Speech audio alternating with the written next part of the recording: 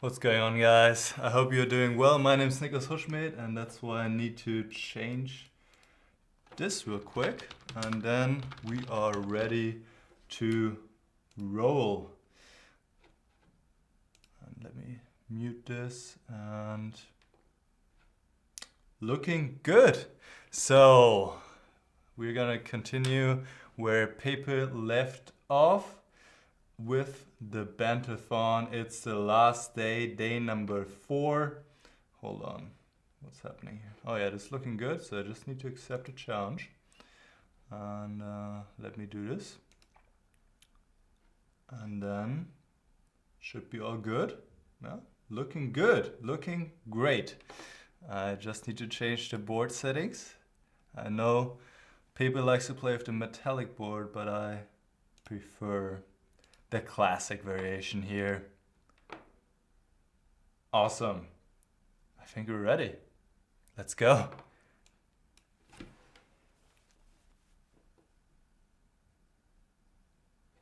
Let's go against Klopp. Starting slow, 5 minutes. And we're going for the King's Gambit today. Just a second ago I said we're gonna start slow, but you know what? Let's start with some fireworks here. Knight c3. And now g5 is actually not the best continuation, because now I can play h4. And g4 doesn't attack the knight on f3. This is the whole trick of knight c3. That g5, which is a standard move in a lot of the King's Gambit variations, is in that case not the strongest. Alright, so bishop g7, I could take on g5 now, and I'm feeling quite tempted to do so. What other options do I have? So he wants to play h6, right, to keep his pawn chain intact, so I'm going to take right now. Alright, queen takes. And now, queen g3 check. I have to deal with this threat in one way or the other. So let me develop something. How about the queen to f3? Looks good to me. And the rating went up plus 170 since yesterday. Yeah. Well, I don't know what the low point was, but when I left, it was like 2720. So I didn't leave the rating in the best shape ever. And I'm going to try and do a better job today. Let me play knight to d5 here. That looks good, hitting this pawn on c7. And then I'm going to try to pick up this pawn, this guy on g3, which is so lonely. So knight e2, and I'm hopeful to pick this one up. Bishop e5, I have d4.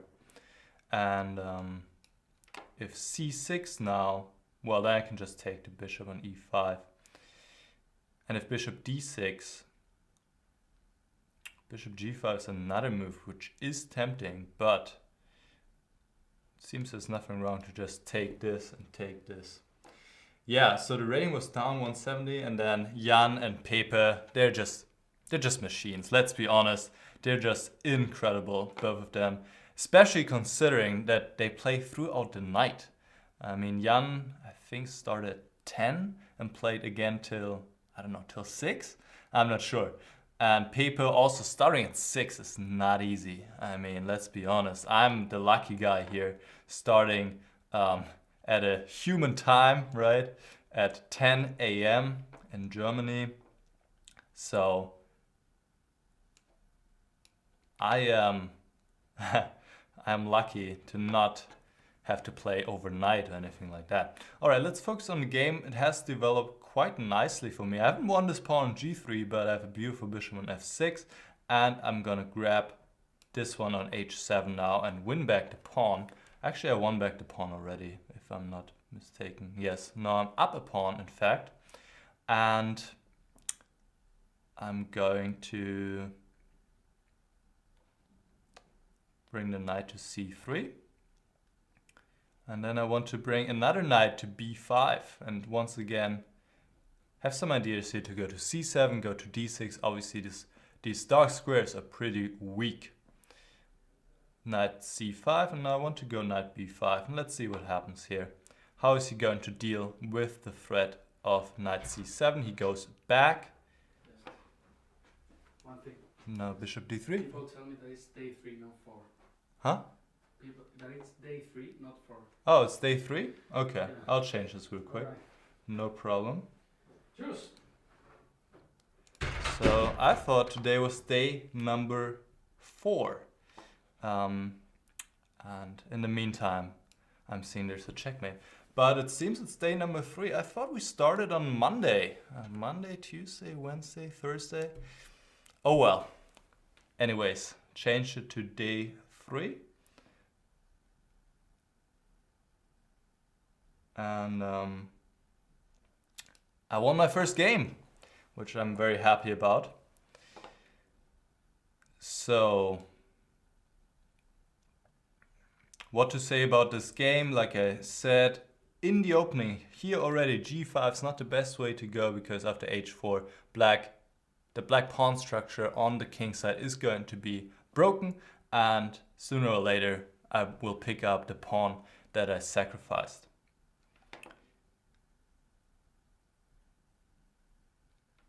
All right, let's go to the next challenge, my friends. Wow, I don't have many challenges. That's something new.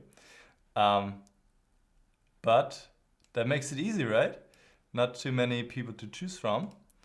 So let's go to main sequence, who hasn't played it against the Banterthon. And I mean, this is just my approach, but I always kind of look for people who haven't played against the Banterthon yet, or in the Banterthon, maybe I should say it like that. I always say the Banterthon animal.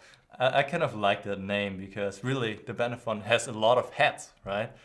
Obviously the main heads are Jan Gustafsson and Pepe, but then there's Svidler, there's Subiku Garmishvili, there's Ilya Tsarigazzi, there's Krzysztof Silecki. So many heads of the Banterthon animal. That's how I like to see it. Alright, we have the Nimzo-Indian here against main sequence from Australia. He plays the most critical move, which is e4 in this position. This is quite concrete. Here, d5. I'm getting this a lot lately. I'm wondering why. Hold on. Actually, I'm not supposed to take on c3 yet. I messed that up, but shouldn't change that much, hopefully. Anyways, usually black plays queen e7 immediately, and this is a variation that is recommended by Francisco Vallejo Pons, Spanish top player, best player in Spain, in fact. He made a video series here on Chess24 about the Nimzo-Indian. It's available in Spanish, but an ebook is also available in German, but I don't think in English. But if you're if you're interested in the Nimzo-Indian, I actually also have a series up in English, video series.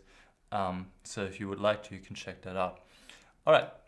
So now we're transposing, and I actually had this exact same variation yesterday. My opponent played bishop to e3.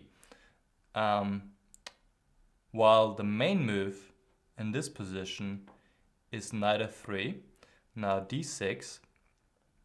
And after castle there are two moves, bishop f5 or bishop g4.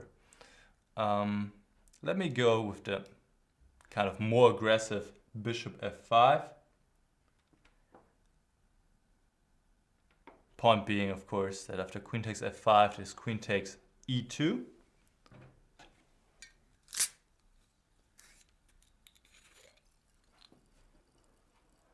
And bishop d3 I like to see because the main advantage for white in this position is the bishop pair, I would say, right? So now I'm able to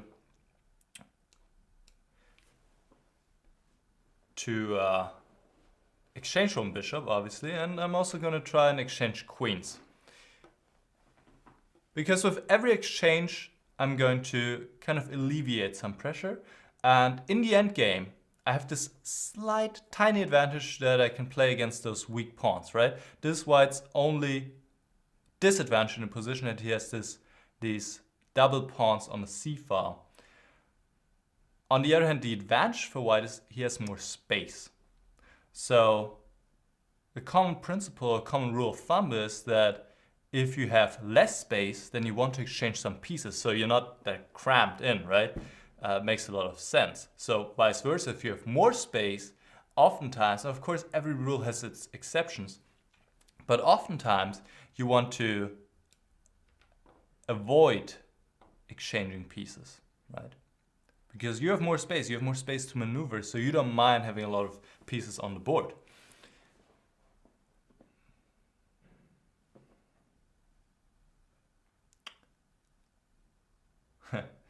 Tim Cat N is asking, what's up with the Magnus water bottles? Well, we're just huge fans of Magnus, so that's why we got his exclusive brand of water bottles. It's just as simple as that. So in the game, my opponent, I'm not sure if it was a mouse slip maybe, but he played Queen E3, which was curious because it just blundered the pawn on C4.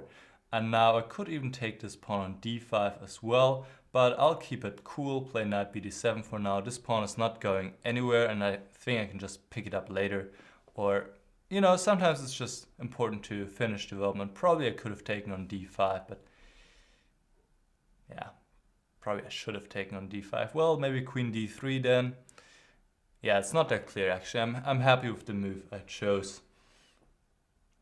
A road to 2900, does Diabilo says. I think 2800 is a very noble goal, very difficult goal already. So I'll go with that.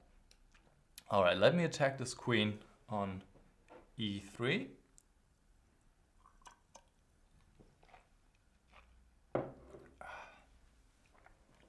And now let's bring the rook to E2. Nice and active. Rook D2 fails due to knight E4. White has to protect or do something about the bishop, obviously.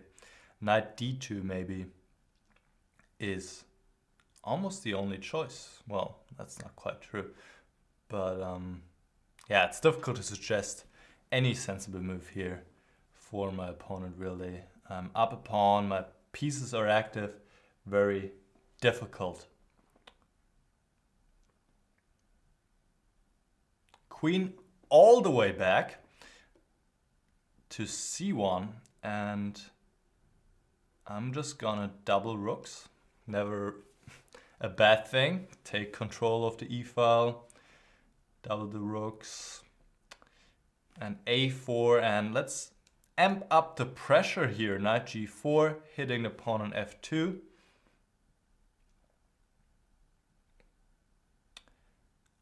And probably needs to play either rook F1 or rook D2. Well, rook D2 I can still take on F2. And even after rook F1 I might be able to take on F2. I'm not even sure if I want to. I could. Probably I could, but I'm a little bit lazy to calculate. So instead, I'm just gonna grab another pawn on D5. Keep it simple here, guys. Oftentimes, there are many paths to Rome. This is one of those expressions that I just translate straight from German into English. I'm not sure if it works, but I think in this case, in this rare case I should say,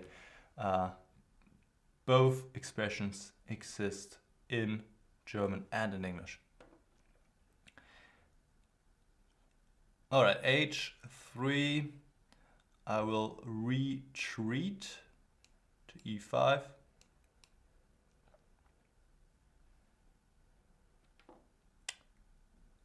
Rook A3, that's a nice defensive move. Defending this one on F3. Knight D3 I could play. Come on, let's just play any move. I mean, he's 0.3 seconds. So Queen B1 is still possible. White is still hanging in there, but okay, it's 2 pawns, right? So that's too much.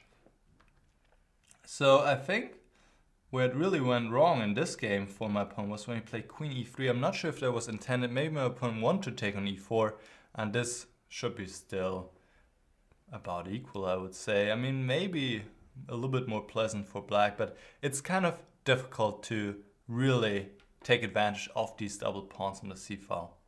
I mean, black can try, but not that easy.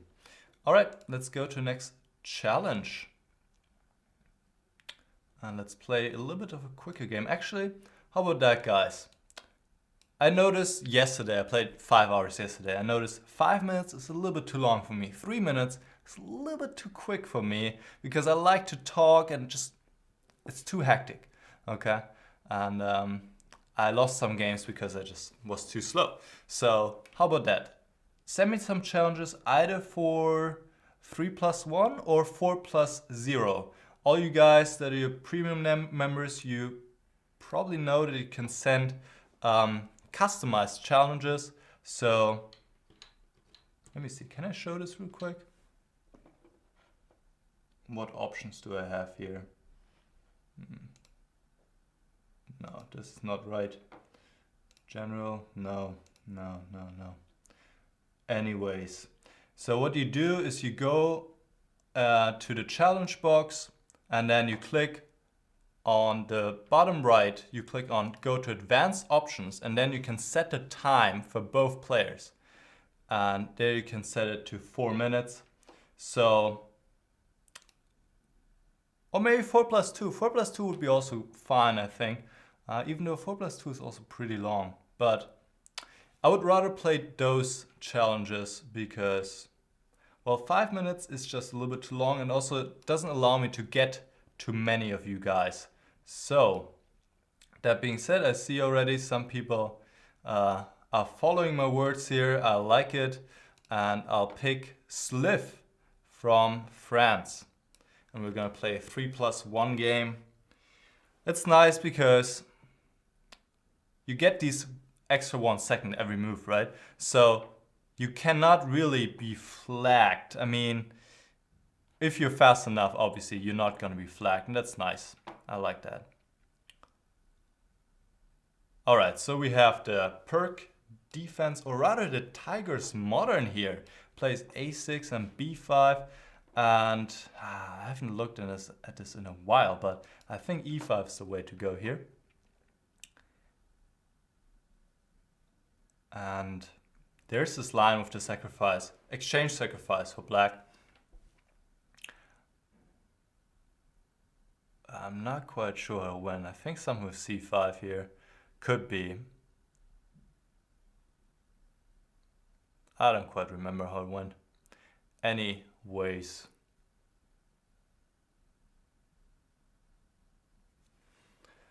I learned yesterday that I shouldn't try to remember my lines because that's just gonna cost me too much time, and oftentimes I just misremember and I'm just messing up very badly. I mean, yesterday I blundered my queen in one game, and the other game actually it worked. It worked. I was able to remember. I found the right moves, but then I just didn't have enough time to capitalize on that, right? So my opponent took on e5, which is very unusual. Because that really kind of helps me. It just helps me, right? It opens up the F file. I have knight G5 ideas. E6 is also always in a position in these kind of variations. So taking on E5, I think, was premature. Premature or premature? Premature, probably, yeah. Okay, C5, and now it's gonna get heated. Let me play knight G5. I mean, this just gotta be good here. Threatening knight takes f7, threatening maybe e6, but knight takes f7 is quite a serious threat. Maybe if he plays knight h6, I will consider e6. Not sure how strong it is. I don't want to give up my pawn on d4 with check, but then again, it might be pretty strong. Oh, Earl Grey tea, man, that's a good tea. I heard it's one of the best brands to drink. Knight h6 he played, and now.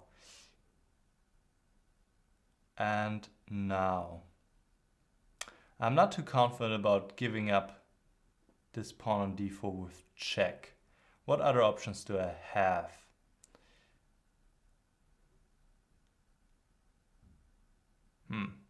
Maybe not too many.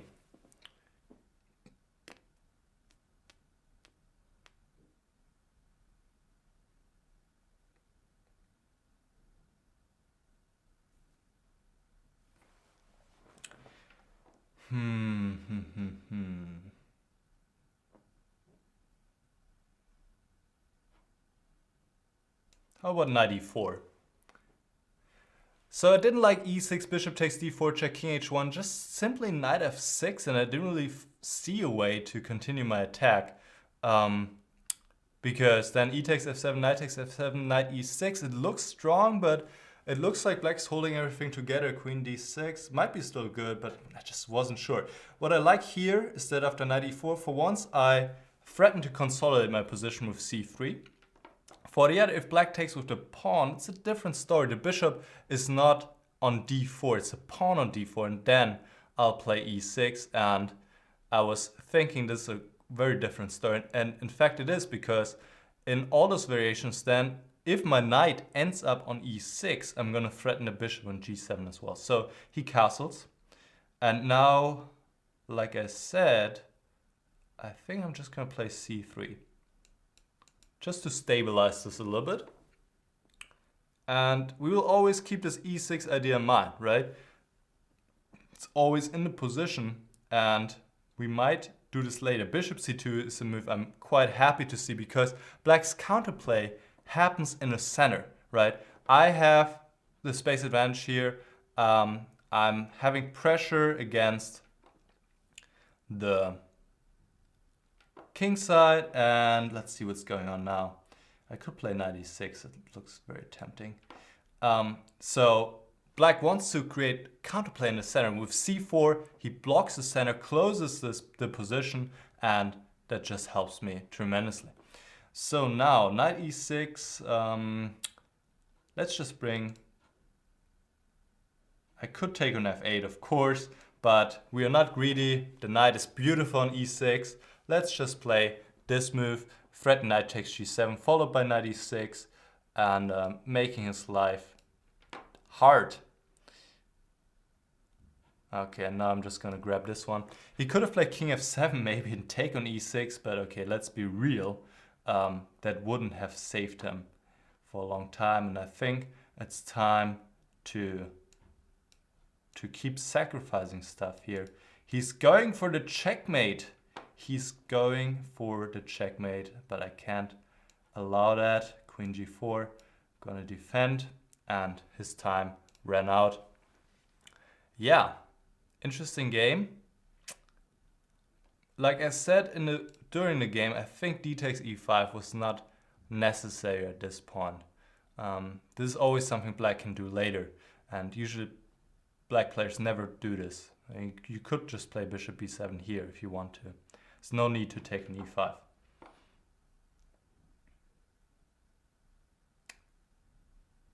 No, nihilist. I don't speak Spanish, unfortunately, so I don't know what you're talking about.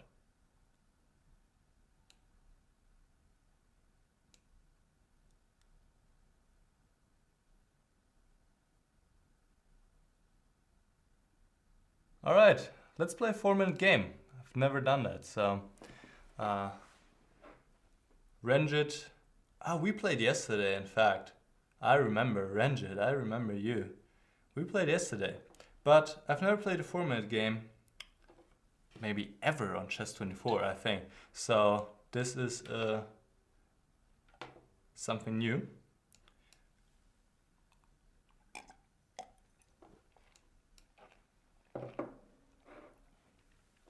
All right, what's happening here, guys? It's the 1b3 line. I don't even know the name of this variation, but I know that this is a decent way to play. And now this one. Can I play e4? Let's go e4. Let's see what's gonna happen here.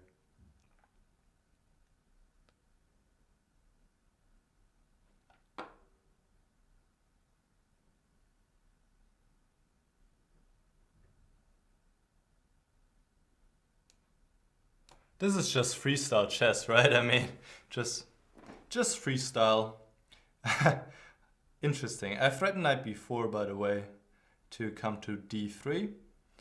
And quite interesting. Quite interesting. So yeah, bishop e2 makes a lot of sense. Still, I could play knight b4. And I am kind of tempted. So let's do this. Just bring a knight to d3. And then we'll go from there. All right.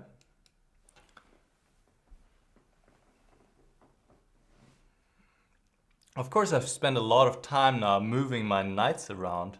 But on the other hand, I really like my knights on d3 and e5. So I think it was a time well invested.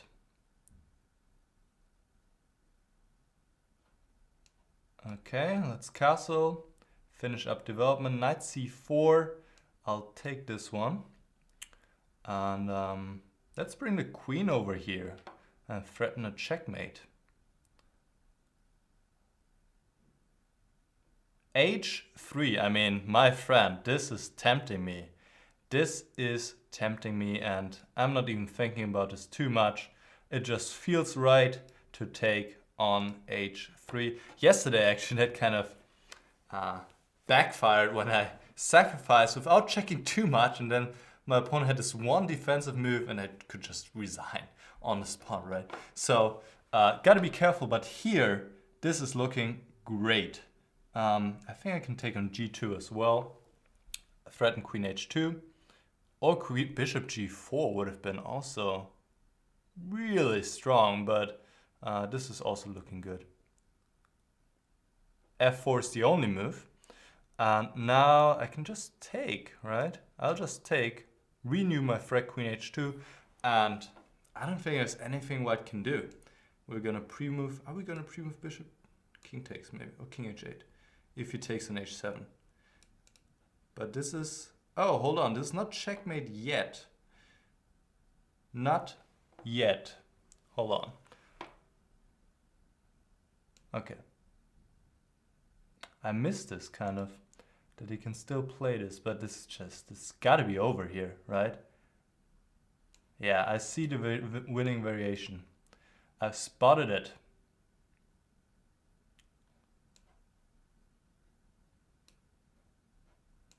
Of course, it's got to be pre-move, all of it.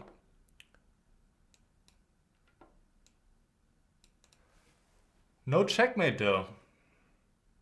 Or am I missing something? Is there a checkmate? Yes, there's a checkmate, guys. There's a checkmate.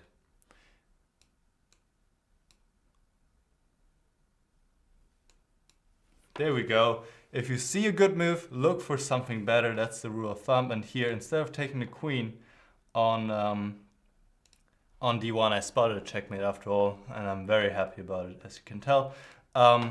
Instead of h3, white should have played g3. And, well, this is still not great, obviously. It is weakened, but of course, as opposed to in the game, white is not losing immediately. I mean, maybe a little bit worse. Quite unpleasant to play, certainly, but not losing right away. I missed bishop h2 checkmate? I don't think so. Where did I miss that?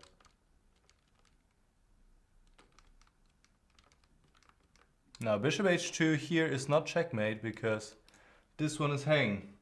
Yeah, no problem. Oh, so 4+0 works, but it's not rated. Okay, that's a good point. We want to keep it rated, so forget about the 4+0. Let's skip that. Challenge me for 3+1 or 4+2. I would like that. And let's play against my old friend Michael Feiker. And Michael Feiker, he has beaten us. The score is 2-1 in our favor, but he beat us once. So that's not acceptable. So let me Let me play the French and let me see what I can do against this guy. Of course, yes. I fell right into a trap here. But I'll just act as nothing has happened. And he's fast. Man, he's fast. Look at that. Just pumping out the moves. Pumping out the moves. Alright. So I know Michael, he always likes to attack, right? That's just how he rolls. So let me just exchange some pieces here to stop any attacking efforts. It's not gonna be easy, but that's how I want to do it. Alright.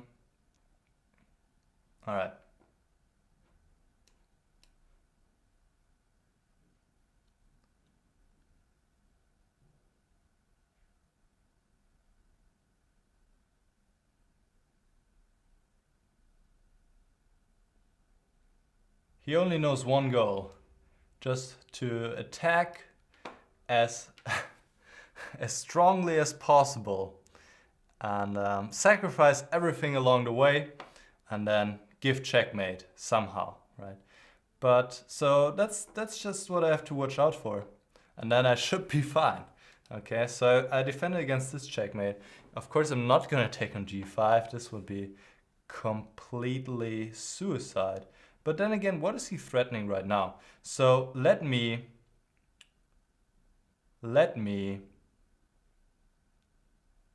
see if I can create any threats of my own. All right.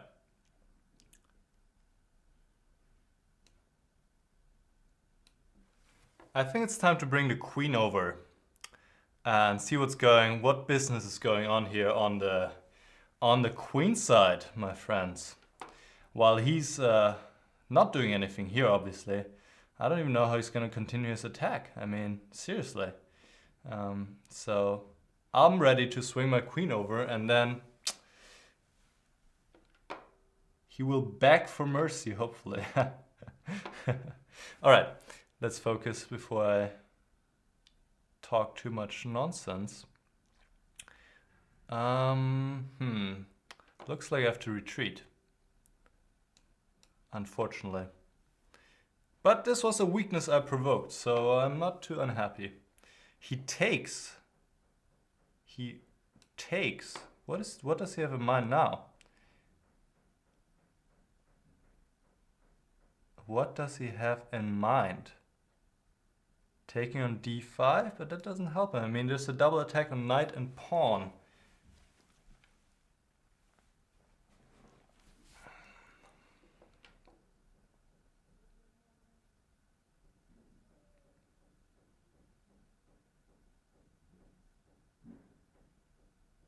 Not sure where all this is going. I mean, it's not the end of the world when I'm taking on a2, obviously. But it brings my queen pretty close to his king, and I like that. d4.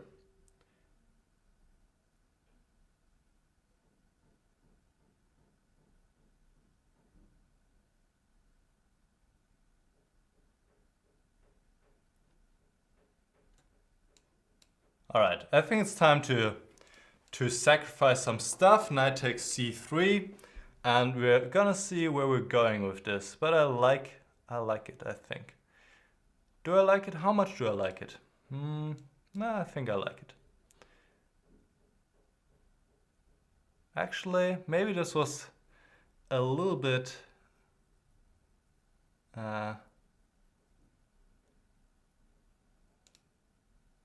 he doesn't take, which is very lucky for me, because I think he could have just taken, honestly.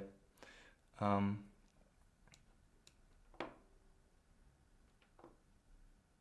think he could have just taken. I bluffed, kind of. Hold on, this one is hanging on g5 maybe. If he exchanges queens, this guy could be hanging.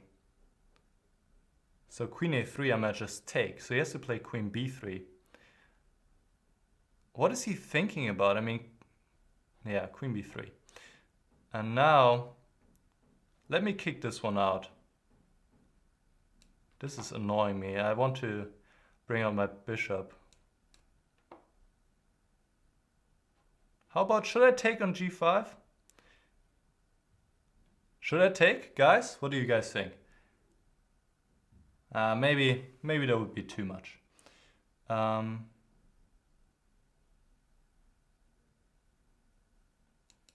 play g6, probably takes on e6. No, he plays knight e4. But now I'll bring knight b4 back. And hopefully there's nothing going on here with knight f6. I just have king g7, knight h5, king h8, or I take on h5 simply. Should be good. And queen b3, I'll take on g5 probably. He resigns. All right, well, that makes it easier for me. Didn't have to sweat that much now. I mean, there were some moves White could consider. Well, first of all, knight f6. Okay, I can probably also just go to h8. Nothing happening here. I mean, well, White is still playing on, right? So it's not too bad. Maybe king g7 stronger. But what about queen b3? Now I can take here. If h takes, I have queen f5, which looks good. And if knight f6, king g7 takes here. And I think I can just be ice cold. Can I be ice cold?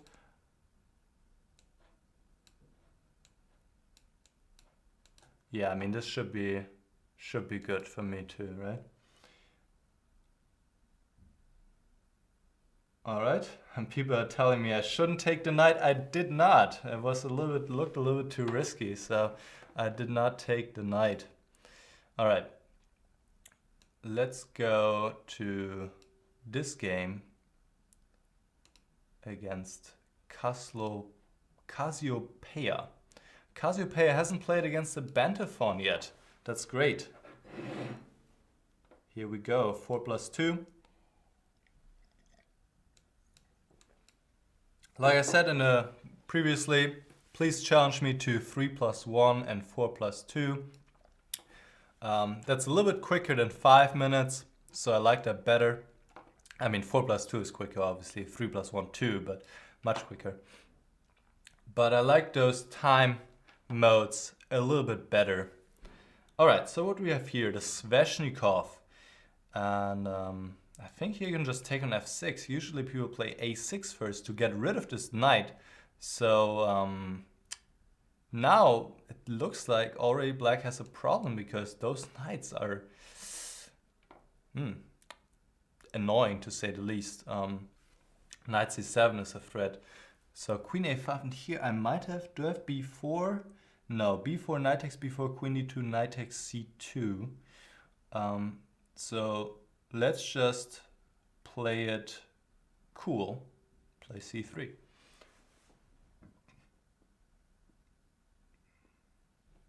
Okay, he has to move the king or the rook, one or the other. But yeah, those knights are quite strong on b5 and d5 for now.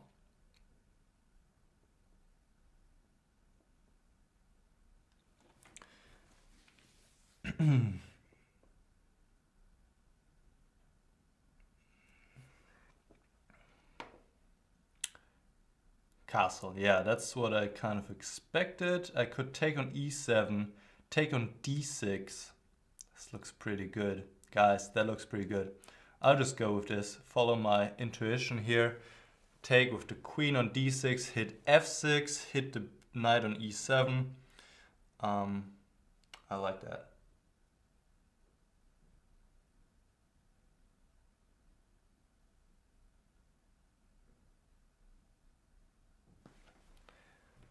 All right, what can black do? Counterattack against my knight. But what if I do a counterattack with knight c7?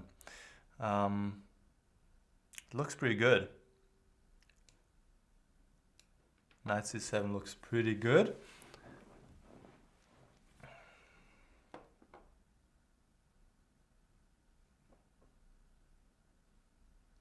Motivated bishop. Just challenge the Banterthon. The Banterthon, the name is right below the video, and you can just click on the account and then challenge me. All right, what's going on here? Bishop g4, he's just ignoring both threats against the knight and the rook, so what do we want to take?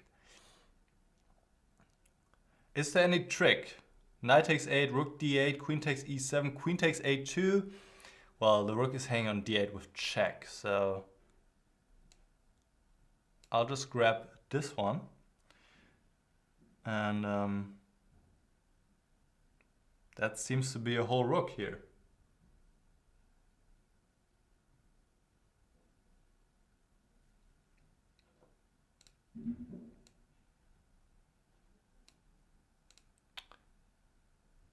Yeah, obviously I can only play one at a time. Actually, you know, maybe at some point we'll have a simul feature on Chess24. But then again, always some people have to wait or are not gonna have a chance. That's just how it is. There are just too many. So please be aware of that. And honestly, I'm trying in a way to pick people who haven't played against us as often, right? I mean, I see some people on the list. Yesterday I saw somebody who played against us 6 times, the Banterthon, in the Banterthon already. So I'm trying to look out for people who haven't played against us yet, but really most people have. So it's kind of difficult, and I don't want to spend too much time checking out the challenge list either, because, well, it's all time that I'm not playing. So in this game, bishop e7 seems to be not the right move. First a6, and here b5 is the main move, but also bishop e7 is possible right here.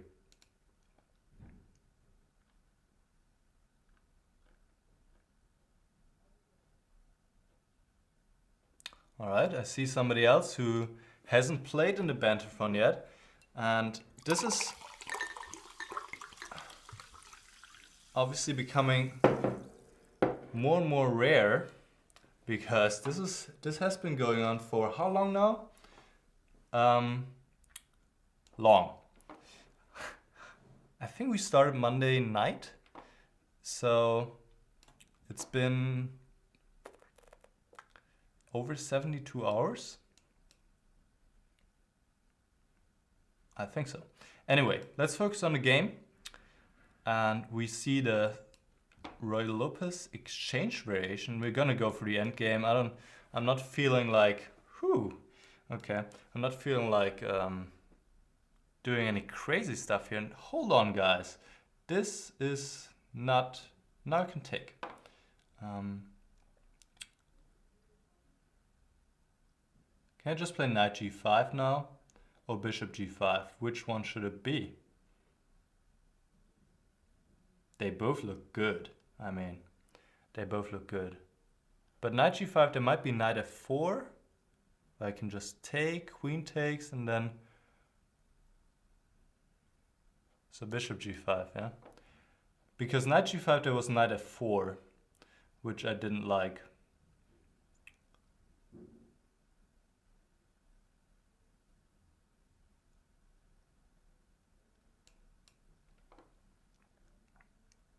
But here it seems like black is not getting enough, or anything really, for the attack.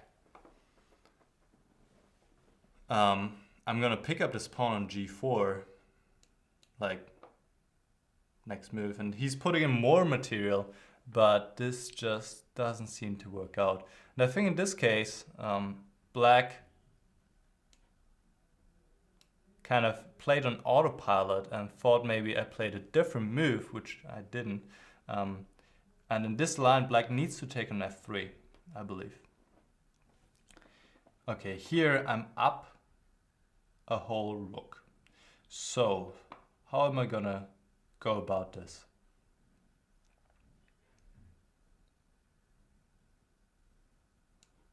Rook h1 looks good. Putting a rook on the open file and just moving out of the way here, king g1. And I'm feeling pretty safe.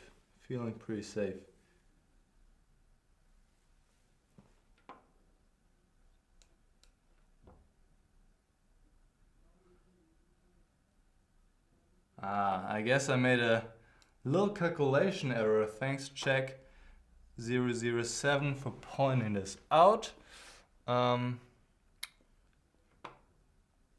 So we only reached 72 hours tonight. Wow, this is crazy. Okay.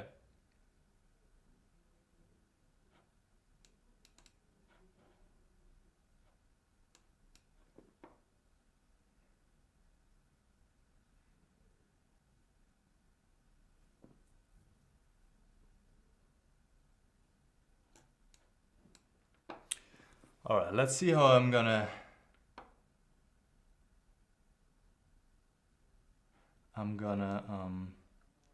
entangle my pieces. Yeah, Don William, I'm aware it's not the first one, it's the second one, I believe. The first one was just between Pepe and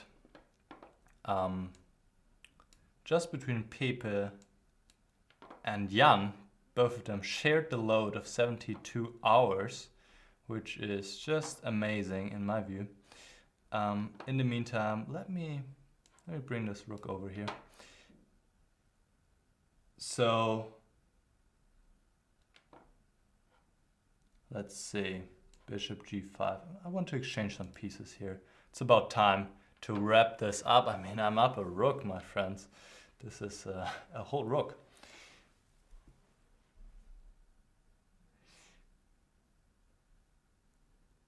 I am aware that it includes the games of the first Banterthon too, but that still doesn't change the fact that some people, like my opponent right now, has never participated in the Banterthon.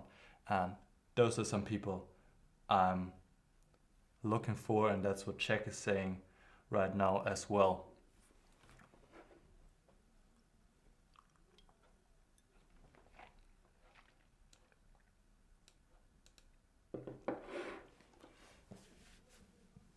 All right, queen e4. Let's pick this one up on g4. And let's play knight e4 back.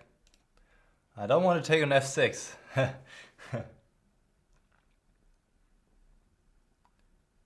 And Adi is here once again, just like yesterday. Let me take an take here and take here and take here, and soon I've exchanged all the pieces, and then I should be able to bring this home. Let's play some prophylactic move here, king h2 to stop queen e1, and then I'm pretty confident I can bring home the bacon.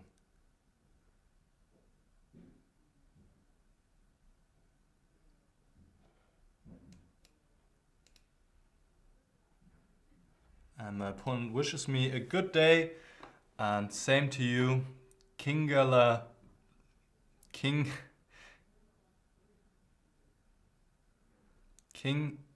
Elingaling or Kingalingaling, either one. Thanks for playing, great profile picture too. Well, you guys can see it, but thanks for taking part. I just want to point out real quick that in this situation, Black has to move the bishop, I'm pretty sure. Here, usually Black takes on f3 and we get into this endgame, which is about equal. I mean, White is not better here, it's just a game. All right. Hoop.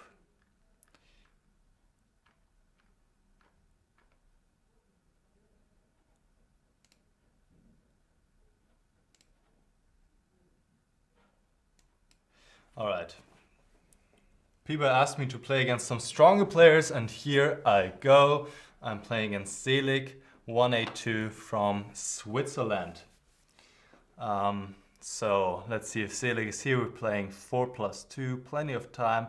And I like to have more time, honestly, because it allows me more to bring out the instructive part of this Banterthon, right?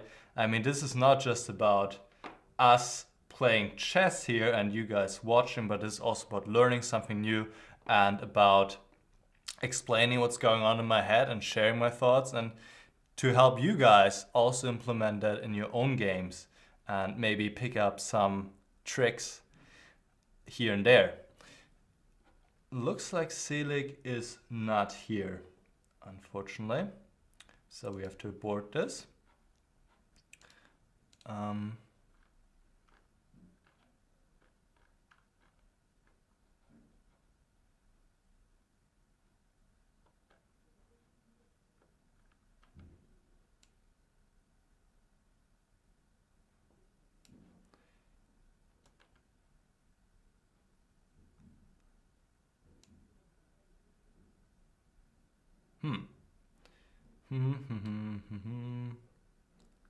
Let's see. Actually, not many strong players on the list here, as far as I can tell. Let's play against Moritz Jankowski.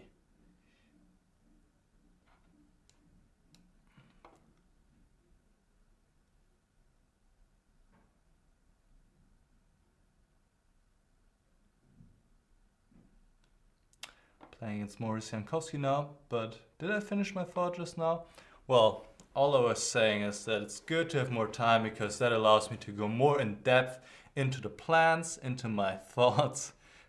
Usually I'm just thinking about food. No, just kidding. But it allows me to talk more about the game. All right, what can we do today? Let's play bishop c4, and this is a variation I quite like with d4 and then e5. Easy to play for white. Knight e4 is an interesting choice. Let me remember how that went. I think queen e2 now. Yeah, queen e2.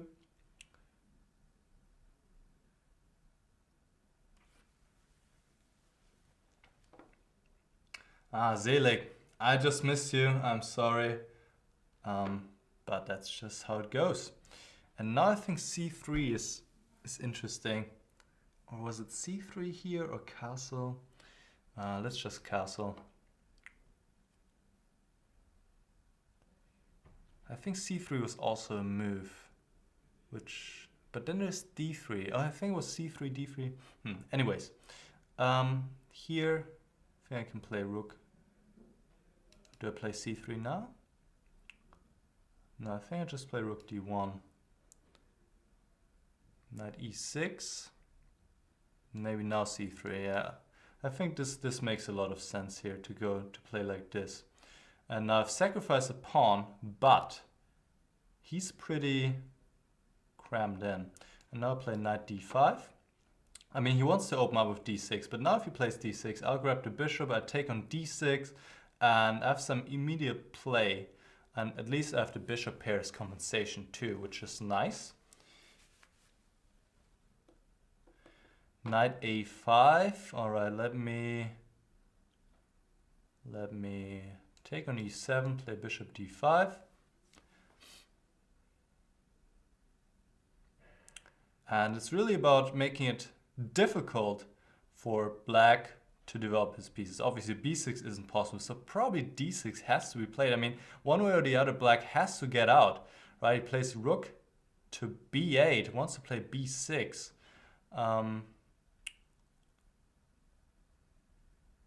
I think I'm just gonna play bishop d2 and play bishop c3. I'll play rook c1 maybe. How about rook c1? Just put on some more pressure here along the c file.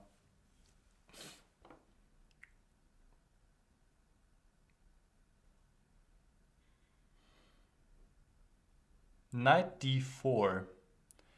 Okay, he's able to exchange some pieces, but I'm not sure how much this is going to help him. Queen to g4 or to e4? Queen g4 is not, queen takes e5 probably, right? So queen e4. Okay, knight has to retreat to c6. Well, or actually no, but now I can just take on e6 and take on c7. And Yeah, I like that. I like to put my rook on c7. That's certainly desirable. And we have opposite colored bishops. Plays d5, makes use of the fact that I can't take right now. But still, my rook is quite strong on c7. So that's good. I might just take here on a7 now. Don't see anything wrong with that. And now let's bring the bishop to d6.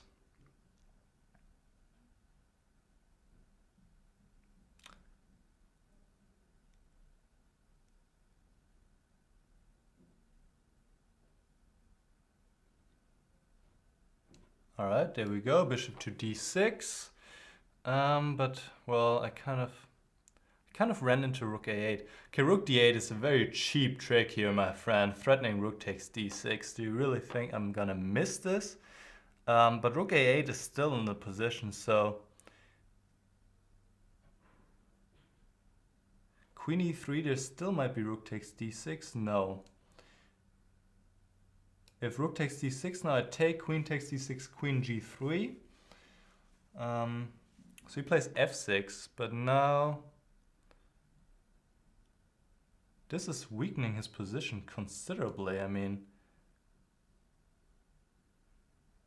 queen g3 threatening checkmate, so no time for him to play rook takes d6, so he has exchanged rooks. And bishop takes seems mandatory, yes. And now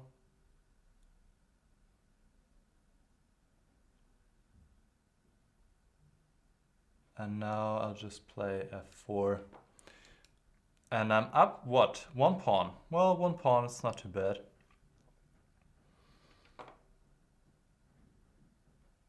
He takes. Well, that's surprising. I mean, my bishop is just a monster on e5.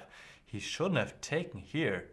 And I think it's just gonna cost him another pawn as well, because I can take here on d5, because the queen needs to keep protecting g7.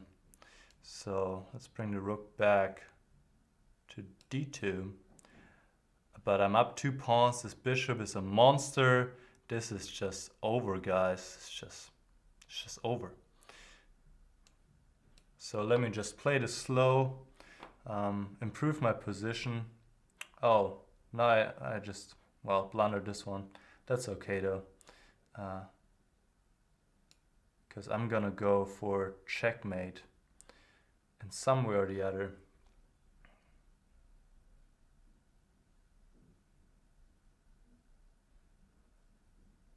Still, there was no need to give this pawn. Let's be honest, I blundered this pawn.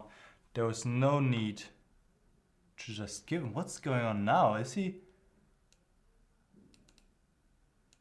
I can just play queen f6. Queen e3 check. Is that what he wants?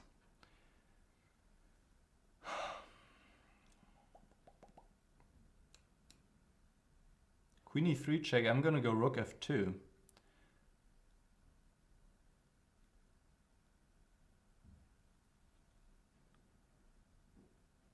Queen b6 check, I'm gonna go, well, bishop d4. King h2, there's rook takes e5 here, so I have to be careful. But rook f2 seems to be worked just fine. And now, play rook f1.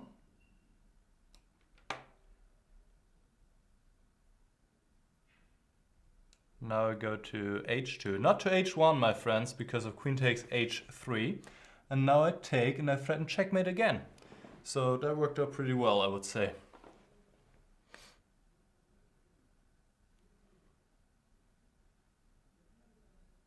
All right. Whew, that was not easy against Moritz. Made me sweat here a little bit.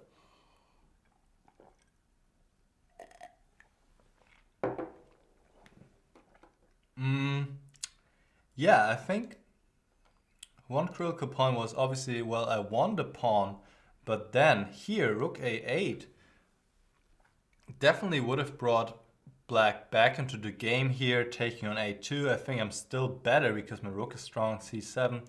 But black is also pretty solid, so not easy for me to get through, and definitely this would have been stronger.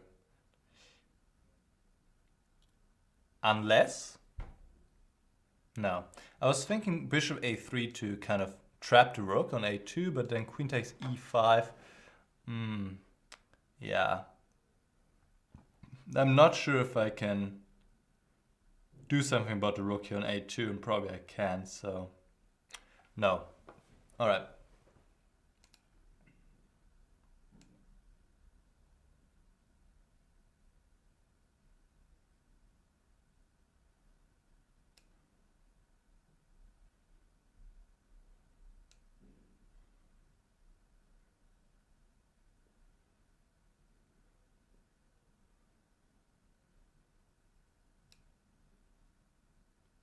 Alright, let's play against Kokosnuss Thief, which is an interesting name.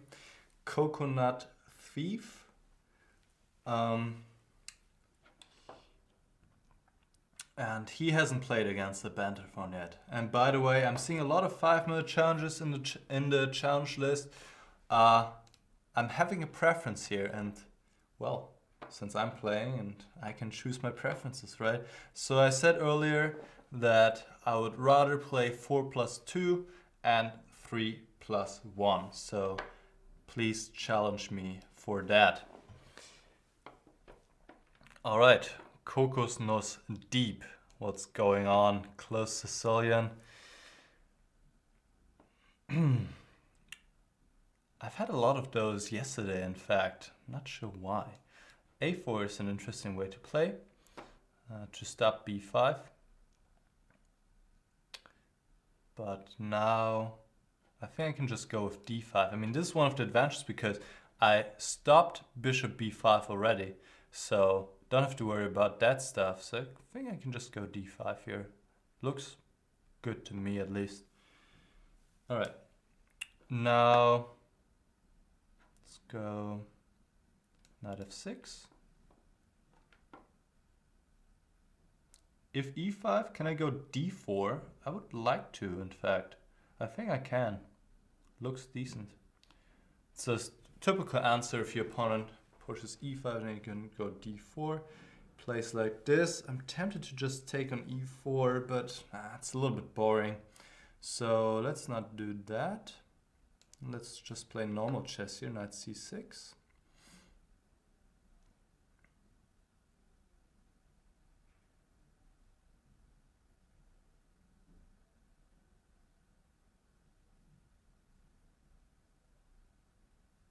Once again, I'm tempted, guys. I'm tempted to take an e4.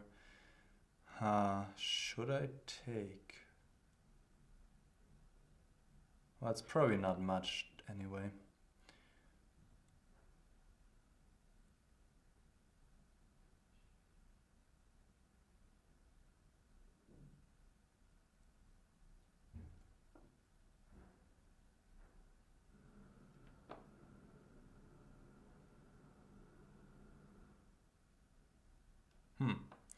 Okay, what are we gonna do? Let's just play d4 for now.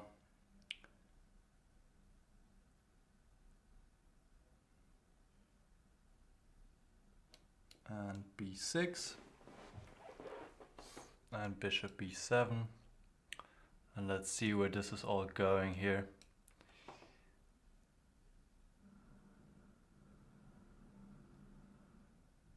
So in these kinds of positions, black is going to play on the queen side, right? I have the space advantage on the queen side, so I want to do something on the queen side, while white supposedly is going to play on the king side because white has more space on the king side. That's a common rule of thumb. You play on the side where you have more space. And at the same time, you also want to keep your pawns to yourself. Keep them, or don't move them on the side where you're weaker on. So c3 is actually kind of violating this rule of thumb because white was weaker on on the queen side. So, well, sometimes there are exceptions though, of course. But that's a general rule of thumb. And here I immediately have a target, right? I can immediately try to go for this d3 pawn. Now I played knight b4, and I'm allowing him to take and give me this double pawn, but at the same time I'm gonna get the bishop here, the c-file is gonna open up, and the double pawn really isn't that bad, right? It also takes away squares, and it's not a big deal.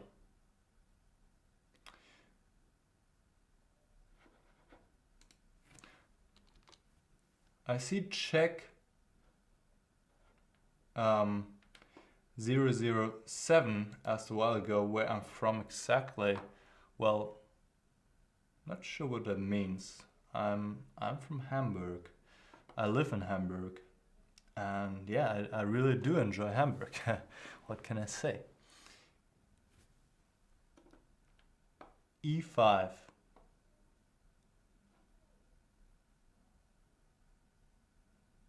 Okay, this is just asking for knight g4 here and going to e3. I could have also gone to d5, but I want to still keep the pressure on d3 with my knight and my queen. So that's why I decided to play knight to g4 instead of knight to d5. And now I can play knight e3.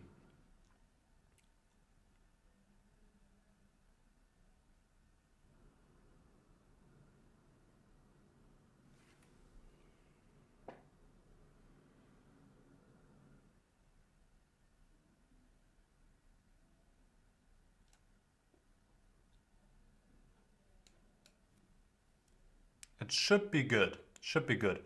I'm going to take on g2. So he has to go here. Queen d2 runs into knight takes f1.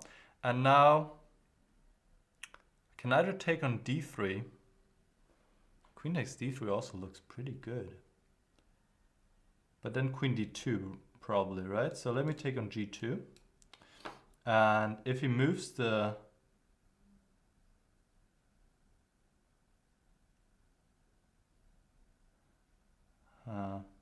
maybe I blundered. We'll see.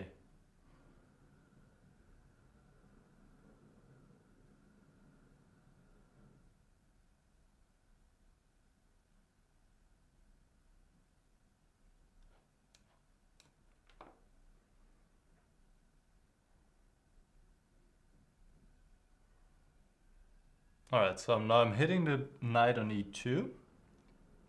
And I'm also ready to escape with knight e3. Right, my knight is a little bit trapped on g2.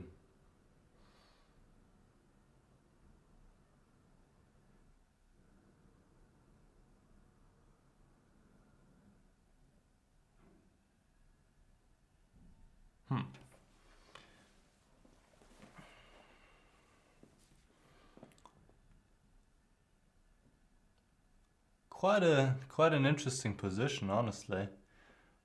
Who knows what's going on here? No problem, check 007. I was born actually not in Hamburg, but in a small town in Hessen. But I moved to Hamburg when I was like 5 years old. Here, queen d2 was still possible, and honestly, this is everything but clear. Queen d2 was the move I blundered, right? Very strong move, protecting e2, attacking my queen. And I thought I was almost going to lose here. And actually, position, I'm not sure how to evaluate it. It might be about equal, in fact.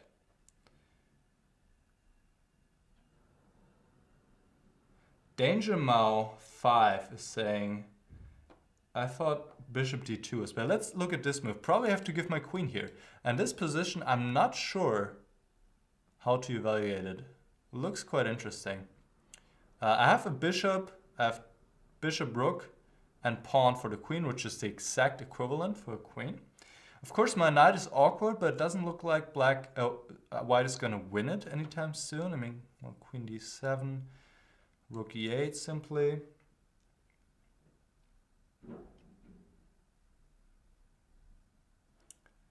Yeah. People suggest some other moves. I was looking at rook a8, but here white just takes and takes on g2 and is up a piece. So that doesn't work. And c4, also white just takes on g2 is up a piece. So both of these don't work. And so I think I have to give up my queen, and it's quite unclear, I would say. I'm not even sure if white is better. Anyway, Cookies Snooze Steep should have tried this definitely. And who suggested bishop d2? Danger Mouse suggested this move, but here I take on d3 and the knight on e2 is hanging, so white doesn't have rook a3 right now. And has to deal with this one and with this one. They're both hanging. It doesn't look like white can defend both. Bishop e5. Bishop e5 wasn't possible at any point in time. Mark 24 project. Maybe you meant bishop d5, but I'm not sure where you meant it. And I think it's time to go to the next game.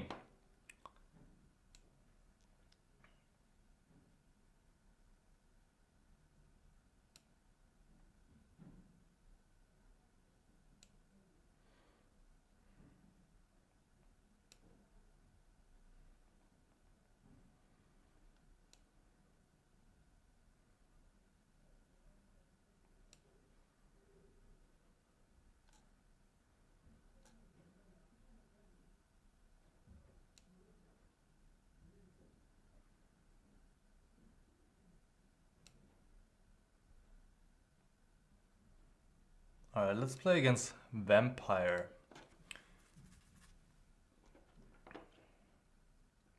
From France, he hasn't played against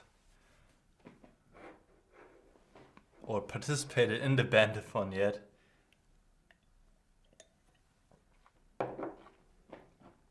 So let's play against... Oh, I just want to open an already open bottle.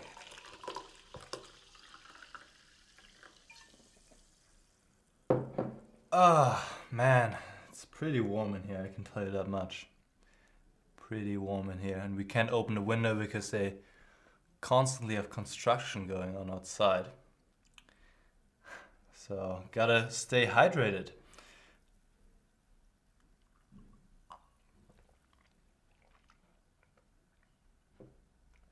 It looks like Vampire is not here. That's unfortunate.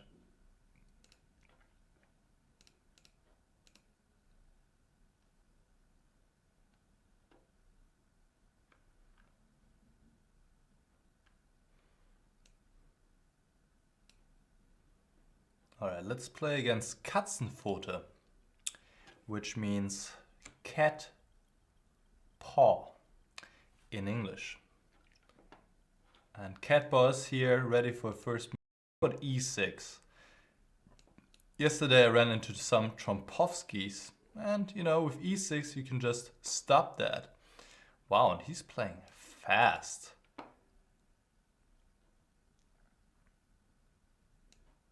Now we have actually transposed to another line. Now he plays bishop g5, and I think I'll go d6. And he's just pumping out the moves here. h6, takes on f6. That's unusual. Usually people play bishop h4 because this is really the trump white has in a position that he has a bishop pair, right? So white shouldn't give up that easily the bishop pair. Alright. So now white is playing on the queen side, and is he threatening c5 right now?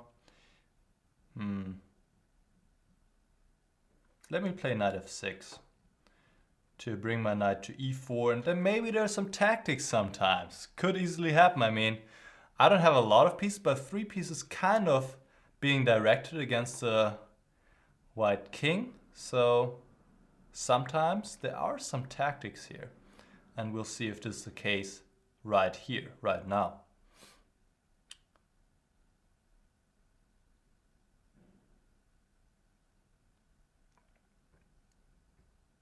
And there it is, my friends. I was just talking about it. Here's the tactic. Knight d2 is possible, and he resigned immediately. Wow, he didn't even keep looking. I mean, usually people try. You can play queen d1, protect this one on f3, and you can go from here. Of course, I have good chance to win this, but it's not over yet. So white needed to play queen c2 here, and then knight d2 is not possible. And I'll probably play bishop to d5 to stop c6 or to not get my bishop locked in. And I'll follow with f5, and well, I think white is doing absolutely fine here. But so is black, should be about equal.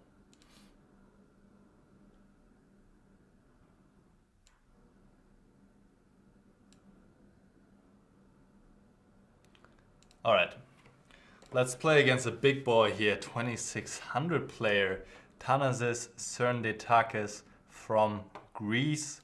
And this is gonna be serious business here. All right, plays knight c3, I go bishop b4, and let's take this one. I had this exact line yesterday against Shelling 40 on chess24. And well, I haven't looked at it, so I'll just play the exact same line. Why not? Seems to be fine. Can I just take on d4? Let me just take here.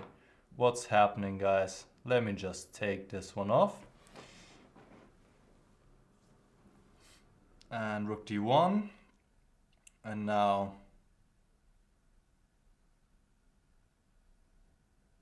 I'll just play knight c6.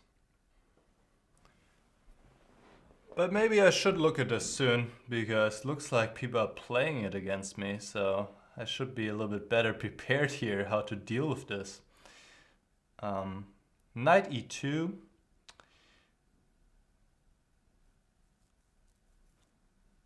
He could maybe annoy me with knight f4, so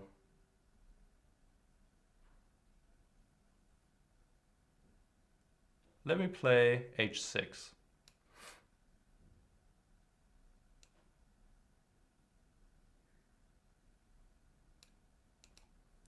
And we're gonna exchange queens. And takes on d4. Well, knight g3 might be a little bit annoying, yeah? So it looks like I need to move my rook. All right, rook g6.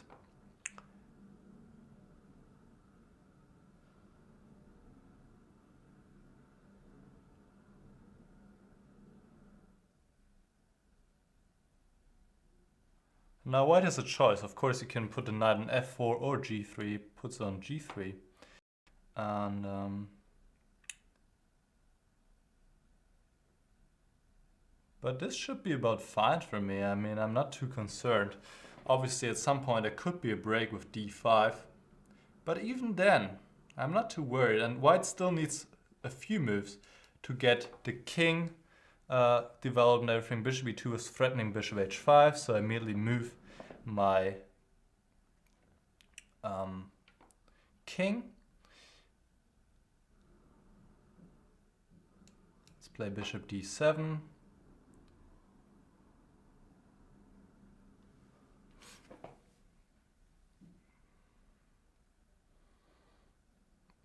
And he wants to go to f4 now, which he can, I don't mind. Der Stream wurde unterbrochen. Guck mal, weißt du das?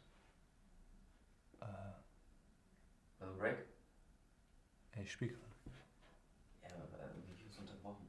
Sagt er mal. Stream ist unterbrochen. Ja, schau mal, ob alles okay ist. Okay. Guys, can you still see the stream? That would be helpful to know, because I was just told the stream has stopped working.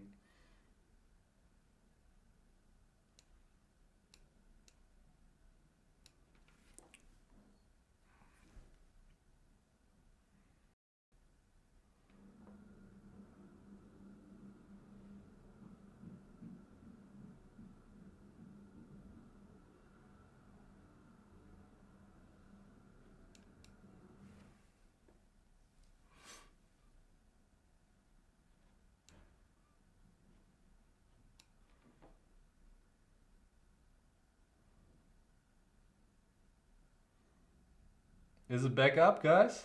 Are we back? Are we live?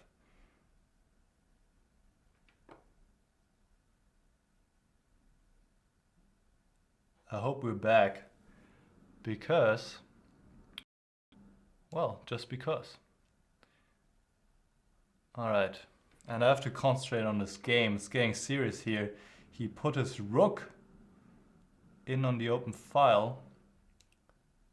Let me take this one, play rook a8. Looks like I'm gonna be down a pawn though. I don't like that. Yeah, I'm gonna be down a pawn. It's not good. It's not good.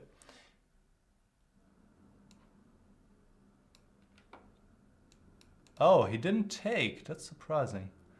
So what am I gonna do here?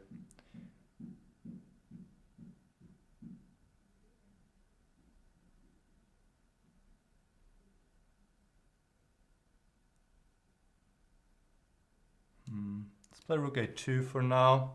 Oh, bishop. Ah, man. That's unfortunate.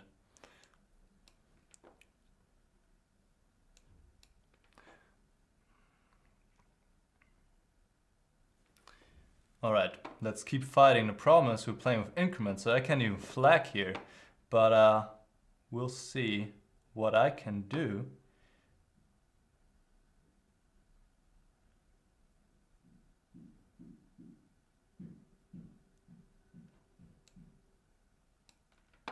What I can do to hold this somehow.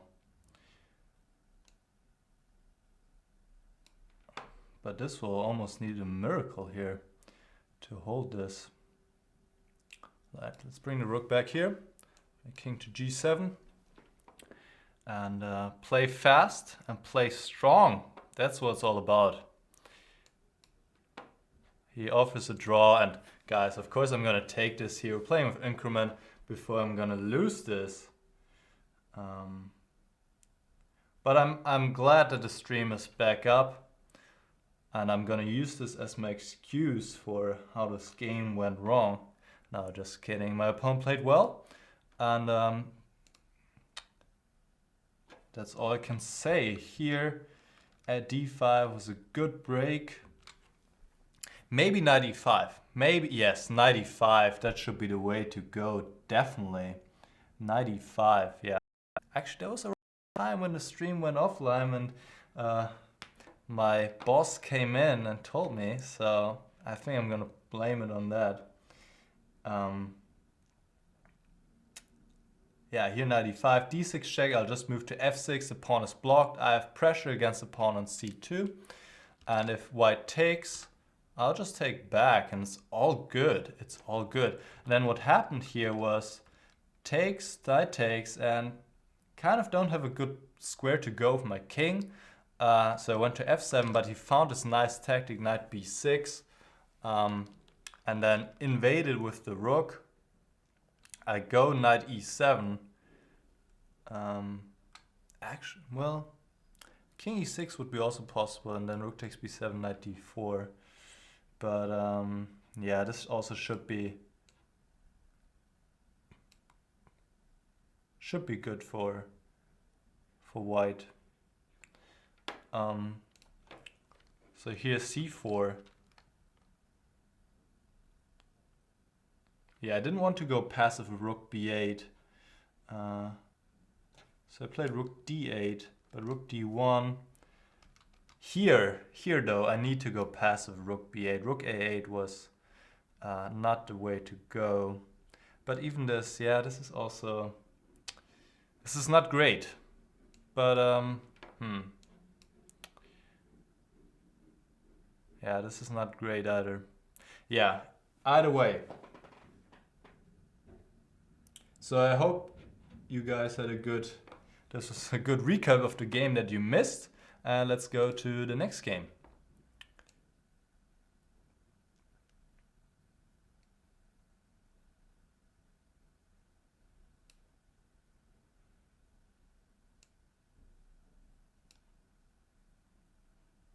We're gonna Peter M1, and I saw him in the chat earlier. He asked if I've ever played against a Welsh man, I think that's what he said. And I don't know, probably I have. I mean, I've played so much chess over the years, but he's from Wales and he hasn't played against us yet, against the Banterthon animal, like I like to call it. So we're going for the Nimzo.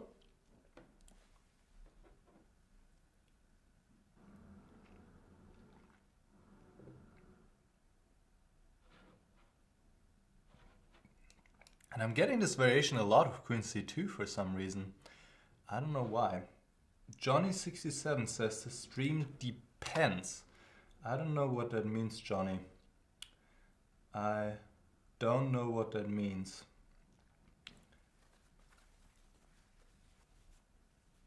Alright, knight f3, now I can just go bishop b7.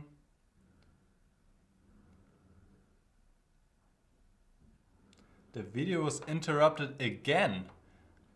I think we have to take a break after this game to figure out what the heck is going on.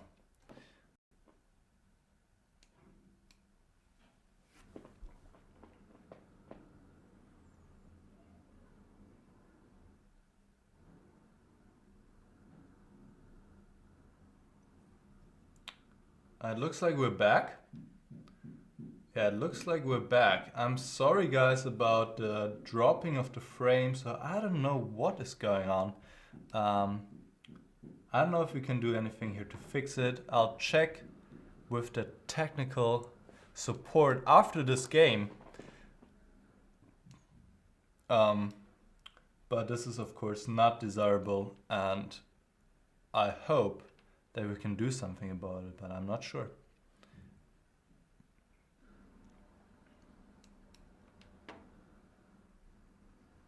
Alright, so we have a typical Nimzo-Indian. I've taken on c3, standard double pawns on the c file. And now I will try to get something going on the king side again, like I always like to do. Their ideas with knight g5. Knight takes d2, knight d2. Maybe I can play queen g5 here, yeah? But then there's bishop f3.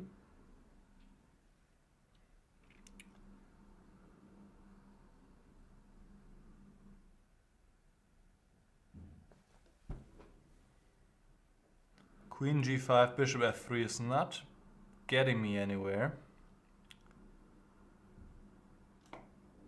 So maybe I'll just take and play queen g5 now. Forcing f3.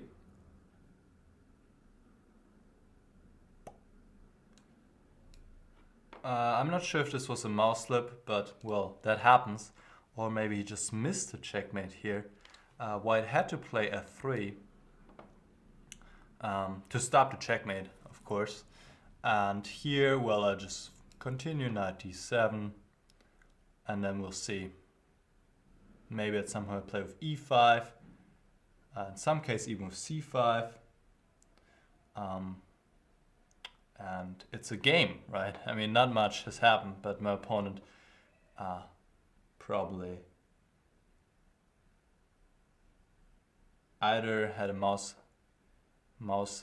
flip or misclick, and or he just missed it. All right, let me take a break and let me try to figure out what's going on here, why the stream is stopping so often, and if there's any way to fix that. All right, so stay tuned and I'll be back very soon.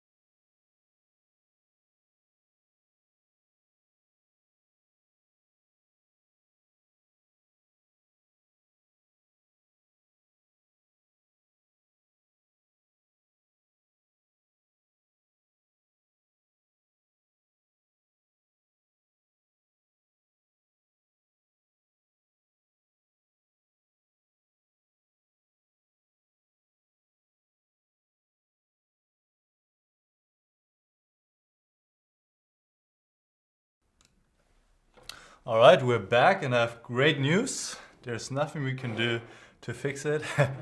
So we can just hope that it's all gonna work out from now on. And well, let's continue with the Banterthon, guys. Let's keep it up. And let's see who's gonna be my next opponent.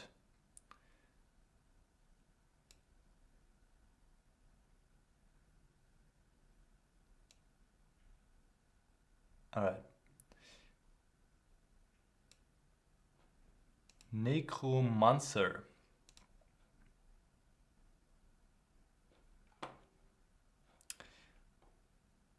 I think we also played a game yesterday, but I'm not sure. Well, I am pretty sure we played a game yesterday during my session as well. And like I said earlier, please challenge me to 3 minute plus 1 second or 4 minute plus 2 second games. All right. I'm just very fond of those time controls. So please challenge me for those 3 plus 1 and 4 plus 2. And I see Adi292. Adi, let me tell you straight off the bat, we played a game yesterday. So I'm not sure if we can play a game today. I could have just taken on e4. Guys, I'm not focused. I could have taken on e4, knight takes e7, queen takes e7. I thought my pawn was here on d6, but the knight is protecting it, so my bad. That's what happens when I'm keeping my eye on the chat as well. I'm not completely focused, but this is also fine. I mean, bishop f5. Bishop is great here on the long diagonal. Let me see, I'll just play bishop e4 first to provoke f3, and then I'll go back to g6. Oh well, in that case I'm just gonna move my knight and I'm ready to play rook c8.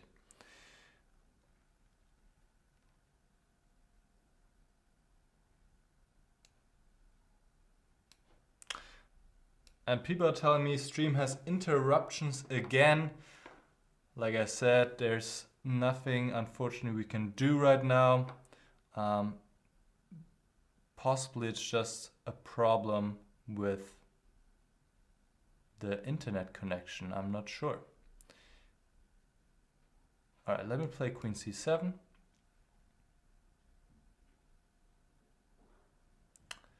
And play queen c4, maybe. I don't want him to play knight a5 though. I mean, I don't want him to get a knight to c6. So I'm gonna play bishop d8 to prepare queen c4. And what can I say? I'm sorry guys for the interruptions in the stream. I don't know what we can do about it. Or if there's anything we can do about it. So exchange queens now, that helps me a lot to stop any attacking ideas. Obviously, whenever you take queens off the board, your king feels so much safer immediately. Which makes a lot of sense, right? Because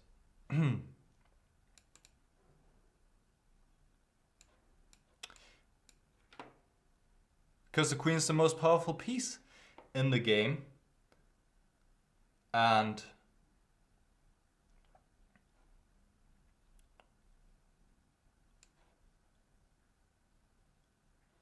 can I cause some trouble here? Rook h4.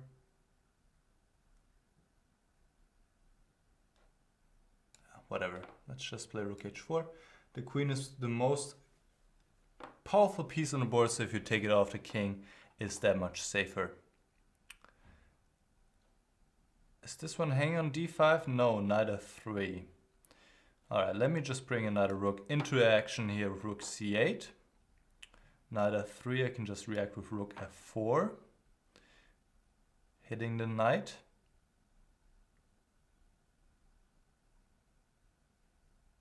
probably needs to play rook g3, but I like how active my rook is.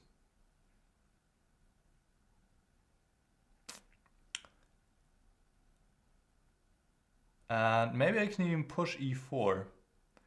Let me push e4 and win this guy on f2. Take. Knight c6. I should have knight takes d5. Let me not blunder anything. Knight a7.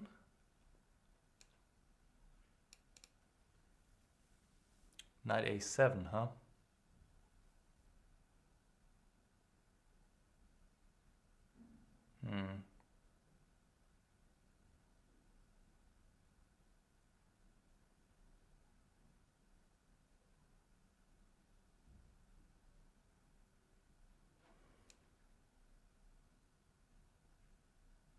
Yeah, I didn't like knight a7. That was worrying me a little bit. Okay, this is definitely helping me because my one problem in this position was my king. Right, my king felt a little bit unsafe, and now my king feels pretty good on g7.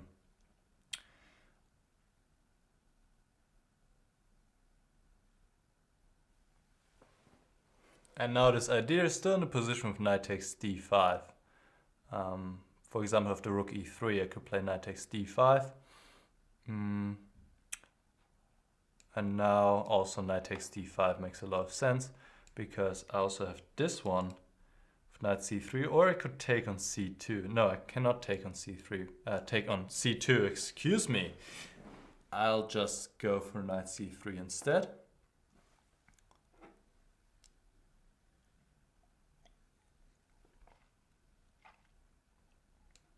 And take. And now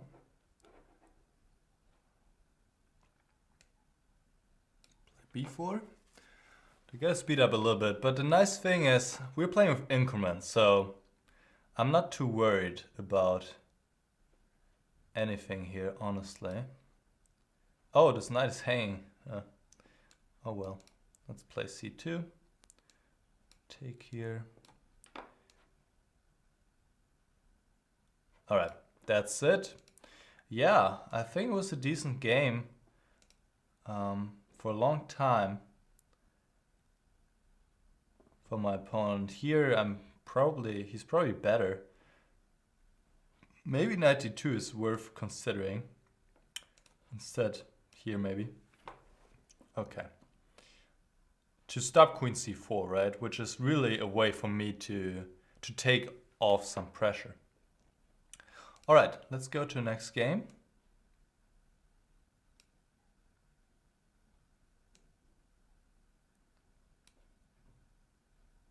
And we're gonna play, no, Gary is not premium. Gary, only premium members today.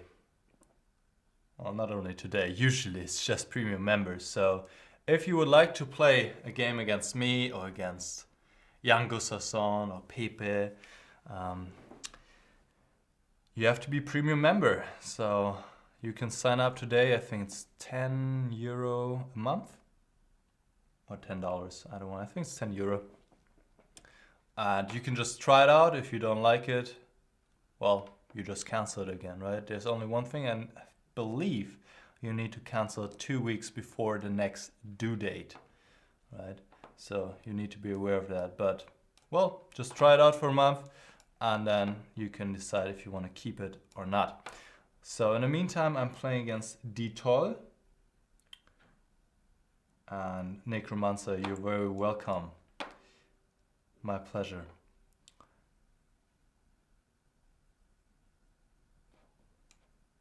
And we're playing a classical knight of variation here. e5.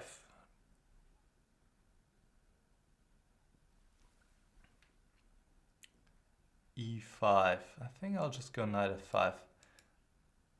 Actually, I believe in some situations this is a move, as weird as it looks like right now, to play e5.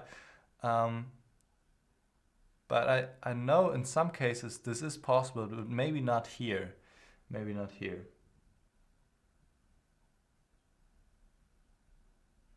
And Don William is also pointing out some things. If you take a longer period, right, if you sign up for a year immediately, I believe it's cheaper, which makes a lot of sense, right?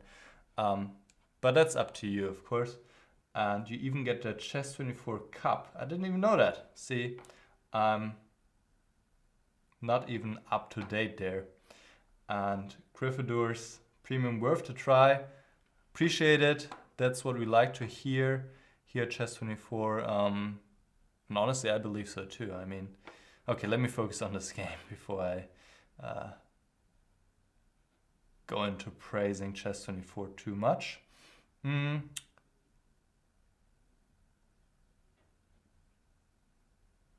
would like to get my bishop to c4, right? But since I can't do that, let me play my bishop on the long diagonal, where it's also quite strong, I think.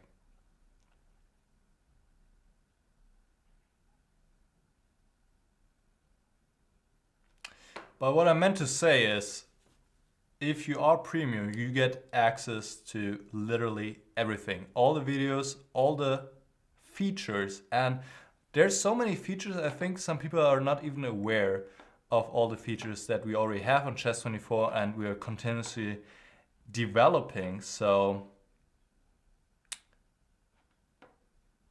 there is a lot. Should I take an f6 or just play? Hold on, I see something good here. I take an f6 and then I play g5, which was actually another nice part about playing g4. Not only open up the bishop for a long diagonal, but also have this option to go g5, which looks good. I'm opening up the d5 square for my knight. Only thing I have to watch out for, bishop takes g5 would be with check, so I want to take this out of the position. I think I already know how I'm going to do this. I'll play f6 first, and after g takes f6, then knight d5 is just so powerful right now. Queen d8 is still possible, but look at this knight. I mean, it's beautiful on d5, and I'm more than willing to sacrifice a pawn just to have this knight on d5.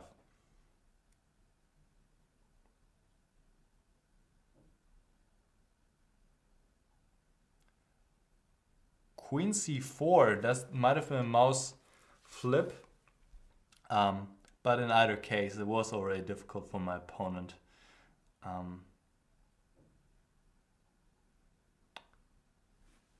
Because, well, even after queen c5, I just take on f6.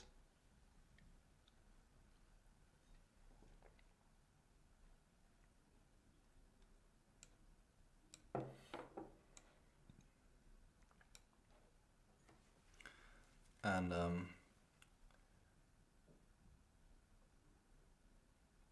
oh wow, Don Williams signed up for 2 years. That's awesome. I didn't even know that that's possible to sign up for that long already, but that's great. Man of Light signed up for 3. I didn't know these multi-year packages even existed. See, I really have to learn about that. I mean, after all, it's only my second day at work here at Chess24, so I still have some time to catch up. All right, in the meantime, what can I say about this game? I think that at this point e5 is not the way to go. Queen c7 is the main move, and then it's a lot of theory. And honestly, it's quite dangerous for black to play, but these are the lines. This is how it goes here.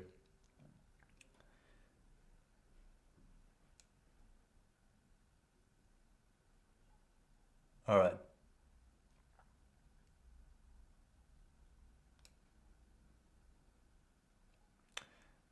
Let's play against Don William, and once again I'll repeat my request.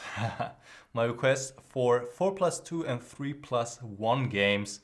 Like I said earlier, this is my preferred time control, and if you could challenge me for that, that would be great. So please do so. Because like I said, 5 minutes is a little bit too long for my taste. 3 minutes is a little bit too short. So we gotta find some middle ground there, okay? And the increment works well for me to be not too stressed about the time. Of course, still I have to play quickly, but I know when I have a good position, I can make some quick moves and gain some time on the clock, or at least not lose too much time. So that's helpful for me personally.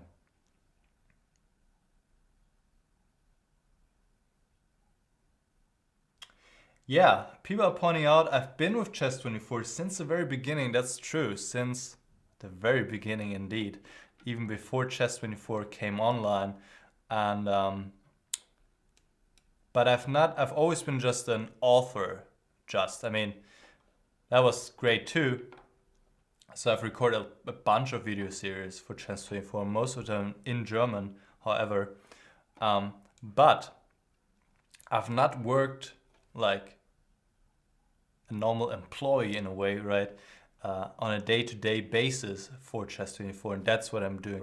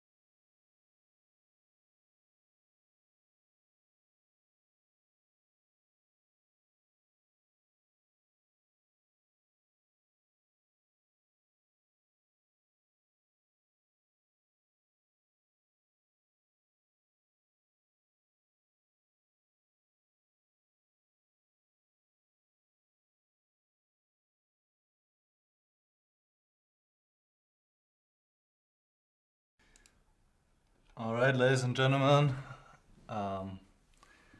hopefully we can continue, some internet connection problems here. But as of now, it looks like the stream is working. So, to my great,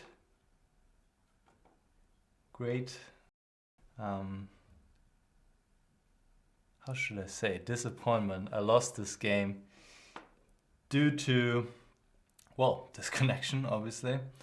So, Don William, I would like to give you another chance to play a game. Obviously, it wasn't your fault, so if you can challenge me again, and we'll play another game for sure. And I can see he already challenged me, so let's try this again, my friend. And let's hope that this time it's not gonna end with a disconnection.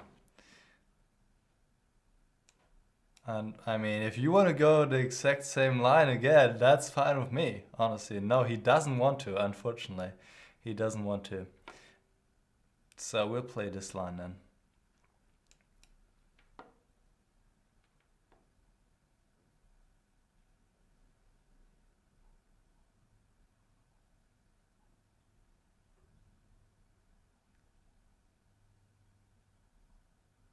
Alright, e6. Now in my game yesterday I played with c3, d4, but I don't think it gives white anything. So I'll play d4 right away. And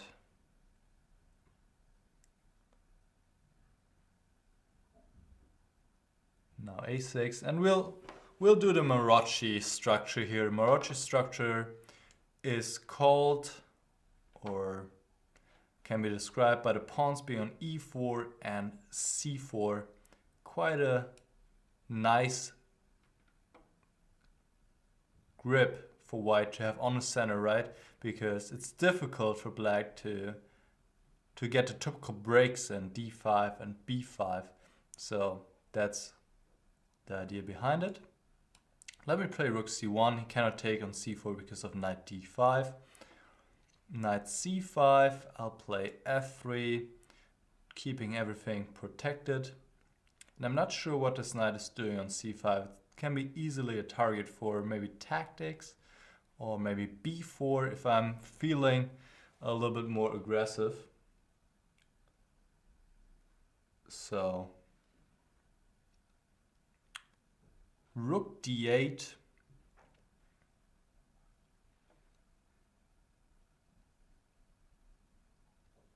I'll play. I'm tempted. No, I cannot do that. Queen e2. Oh, there's a little fly. Queen e2. Let's play it simple.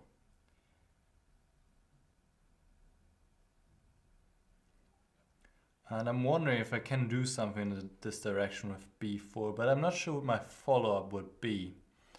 So I think I'm just gonna continue. Oh wow, I love to see this move. This really weakens the light squares, and that's something black really shouldn't do, because now immediately you can see I'm bringing my knights, and suddenly all these options open up. So e5 is just positionally devastating for black, because f5, d5 are just hopelessly weakened. And now I am going to win a piece. This one is attacked. The queen is attacked by my rook, and after knight c5 I can play b4, and the pinned knight on c5 will be lost.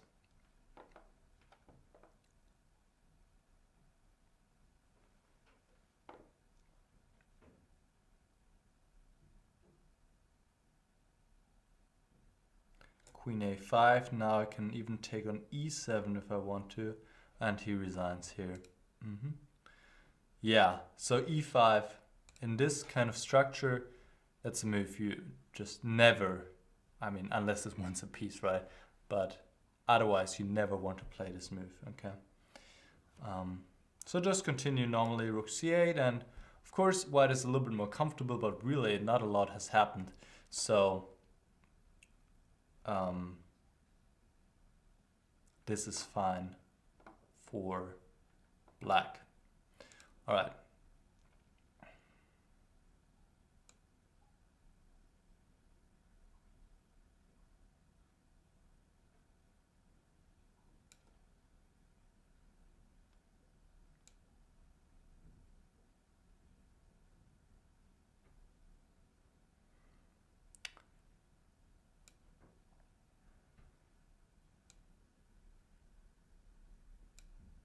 I want to play against a strong player. Played against Orgard's Intrigants yesterday though. And Adon Vito is sending an unrated challenge. Now we're playing rated here, my friend. We're definitely playing rated here. Also, once again, my request, send me 4+2 and 3+1 challenges because I like those.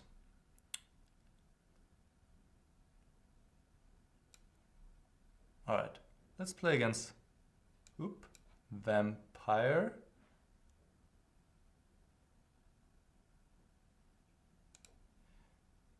Because if I remember correctly, earlier I tried to play against Vampire, but then he wasn't there, unfortunately, so we couldn't play. So now it's his chance, and he's there, and we're playing the Najdorf, one of my favorite openings, if not my favorite. G3, that's a rather harmless line, I would say, against the Najdorf. And I just do the dragon setup. It's usually a good setup if white doesn't play any of the critical lines. It's a good rule of thumb against G3, against A4, against, what else is there? Like lines with Bishop D3, maybe. Alright, so knight goes back to B3. And now I'll just continue with my development. Bishop D7. I'll play Rook C8.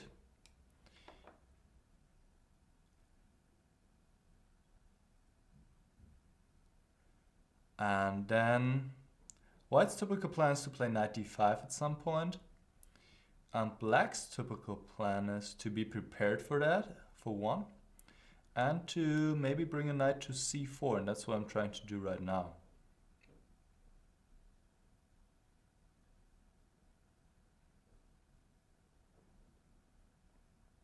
Of course, there's also this exchange sacrifice in the air. Should I do it, guys? I am tempted. Let's just take. Play Queen C7.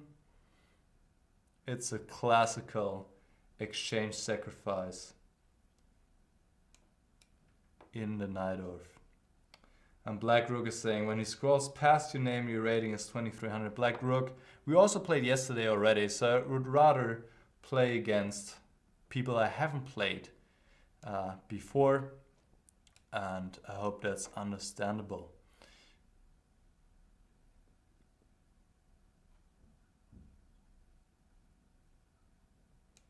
Alright, let me attack this pawn one more time with Bishop E6. I could have also played Rook C8, but I didn't want to exchange queens necessarily. Alright, so he gives me this pawn like this. And now F4. I'll go to C6. Hold on, then this one is hanging on C5. So I have to go to D7, yeah? Now my opponent could play F5, but that also weakens his position a little bit, maybe. So we'll see, but objectively speaking, probably white is better here. I mean, he's up in exchange, and I haven't gotten this typical counterplay. This was a good way for him to play C4, C5.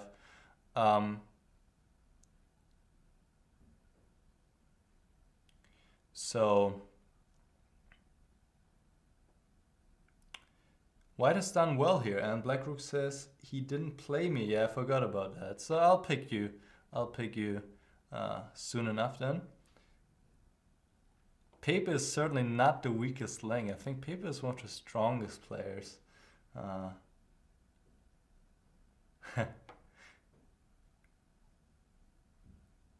Pepe and Jan are both really good. Alright, knight e4. And now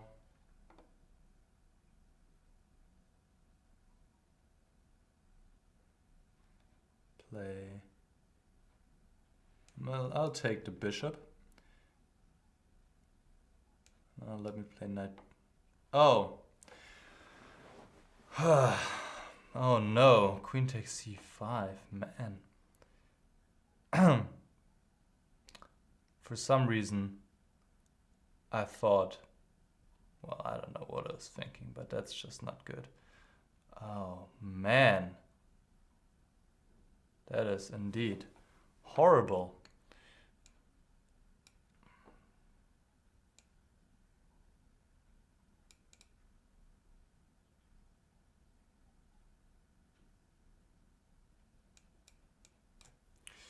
Oh my goodness, I just blundered this pawn and blundered my whole position away, pretty much. I need a miracle here.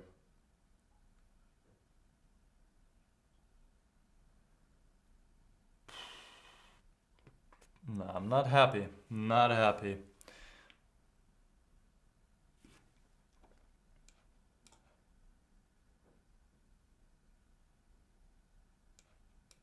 Alright, let's see if I can save it somehow. That would also be kind of a miracle, but let's see. I'll try my best. Will be very hard though. Oh, well, okay, that helps. I'm getting back to the exchange at least. That's helpful.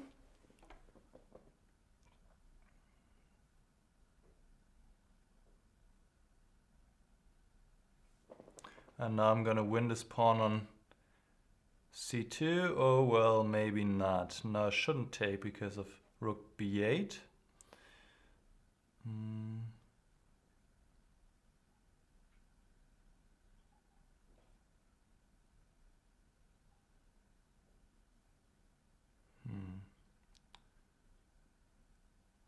I can't stop rook b8, unfortunately.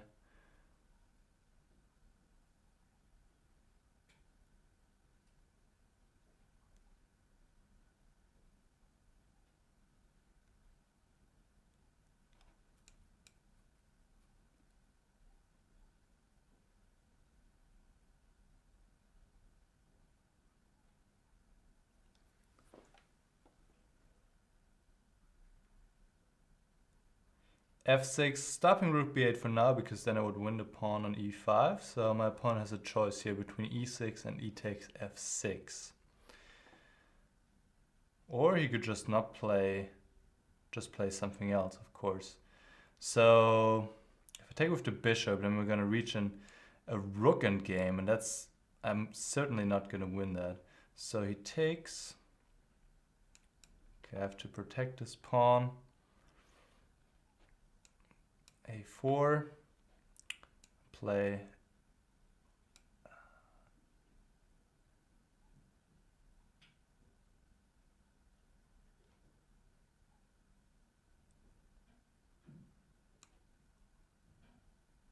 let me bring my king over.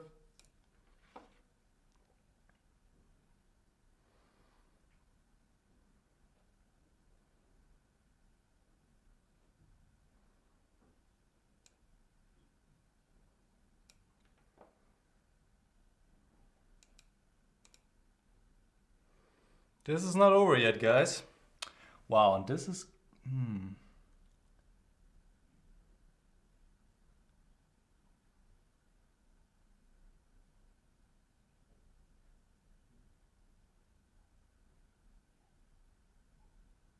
Can I go into the...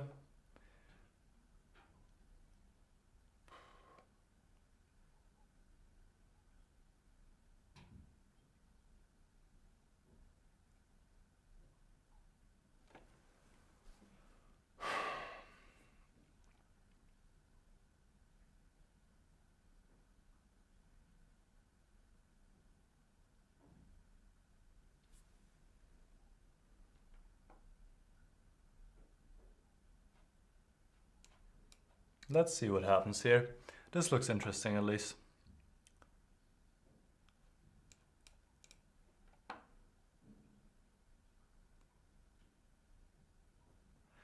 I might lose, we might draw. Who knows, right? Who knows?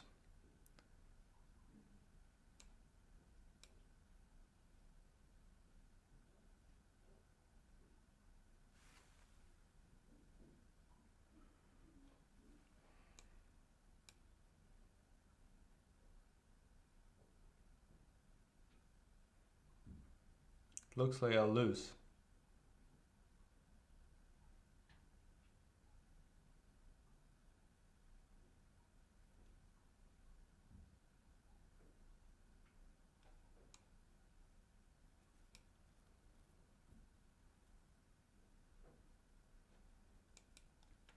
A3.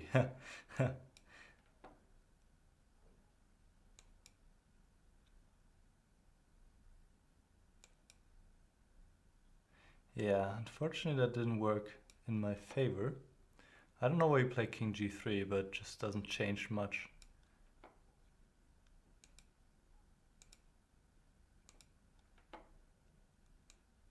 One move too slow, my friends. One move too slow.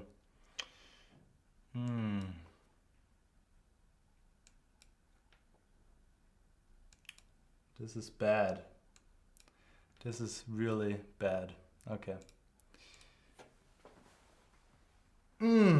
Oh man, that hurts. My first loss today, and it was a bad one.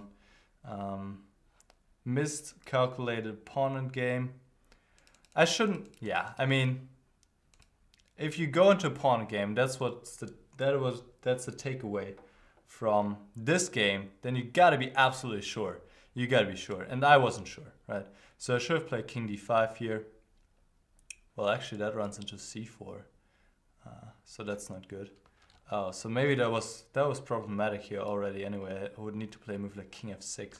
So probably F5 wasn't good. Maybe King D5 instead. I mean, position is probably lost anyway. But I could have definitely caused some more difficulties for my opponent. Then he handled this pawn game really well. I thought I could exchange the H pawn against the F pawn in time, but I'm just not one move short, right? Because here after King F5, C5, H2, King G2, now C6, this pawn is through. So there was nothing to do here. All right, first loss, but let me try to make it the last loss.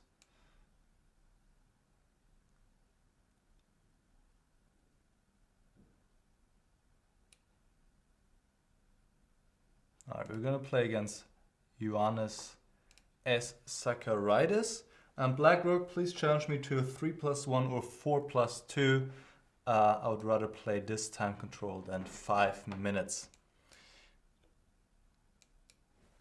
We're having a Caro-Kann. It's the first Caro-Kann today. It's something new, exciting. A6. I don't know what's going on there. Okay, doesn't want to play E6 yet, huh? There he goes. Cannot go without.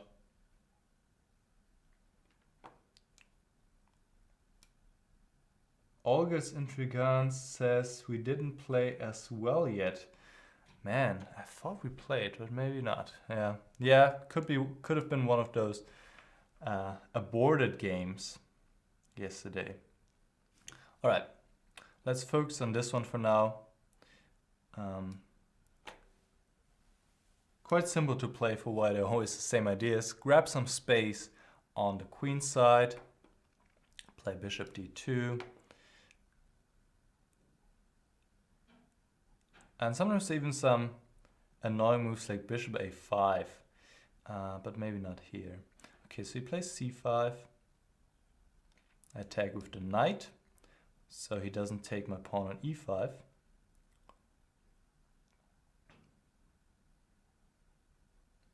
Well, and he has to take here, because otherwise I'll just play b4. So he takes. I think I'll play b4 anyway. Because if he takes on c2, I'll take, play rook c1, play rook c7, and that looks like really good compensation. He does take. He takes up the... Oh man, I made this critical mistake again. I chose a non-premium member. Yeah, thanks Lord Weasels. That happens usually once every show that I choose somebody who I wasn't supposed to play. Let me play b5 here, but now it's too late. So I have to go with that. I play b5, he can't really take, because if bishop takes b5 check, and that would cause him major trouble. He can't play a5 because my bishop is covering this, so I will win a pawn here, or win back the pawn. And like I said, this is not working, and I guess that's his punishment for challenging me, even though he was supposed to know that this is only for premium members. Sneaked through here, and now it's all over. All right. So now let me go to black rook and have a game.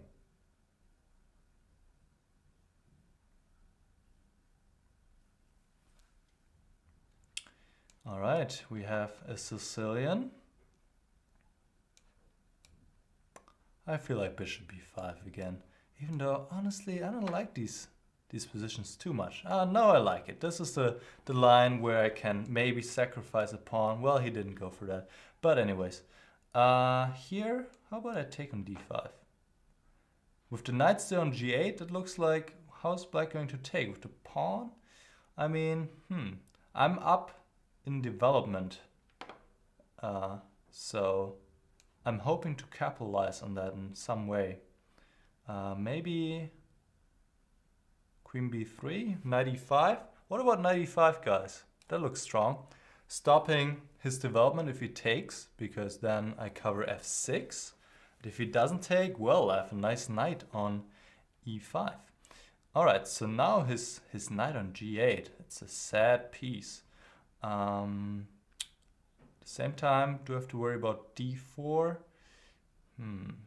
Let me play queen d4. It's a nice centralizing move, stopping bishop c5. And the question is, how is he going to finish his development? Sometimes e6 is also in the air. Maybe not right now, but later on. Certainly something to look out for. If he goes knight h6, I'm just going to take it off, play e6, and that's over. So difficulties for black here.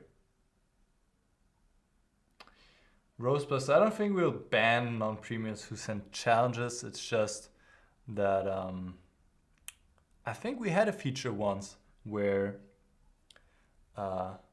only premium members could send challenges. Anyways, f6.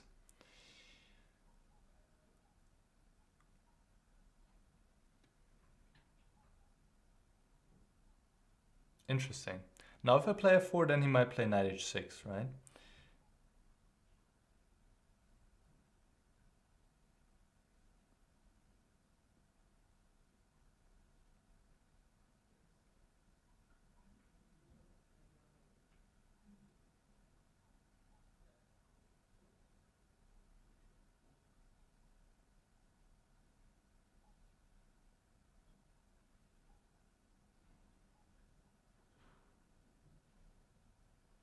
All right, let me play this. But it's not as convincing as I would have liked it to be. Still, this looks pretty nice for me. And the question is, who comes next in the Banterthon?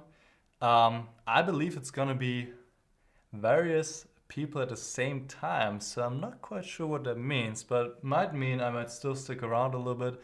Maybe Jan is gonna come in, maybe Ilya. It's gonna be the final 4 hours of the Banterthon, because we're gonna finish tonight or today in the afternoon / evening at 6 p.m. So I think we're gonna try and have several people at the same time participating. All right, here I believe my opponent needs to take on e5 and play knight f6 to finish his development, right? And that's what he does.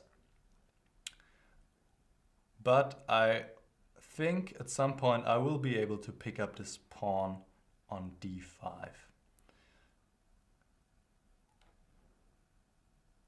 So let me play rook d1.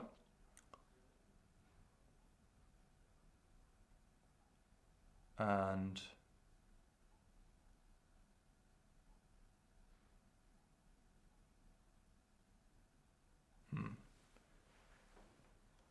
I'll play rook e1. I could, if I take on f6 now, then he takes with the bishop, queen takes d5, queen takes d5, knight takes d5, my pawn on b2 is hanging. And I'm not sure if I really want to give up my powerful bishop on e5 just to win one pawn. So,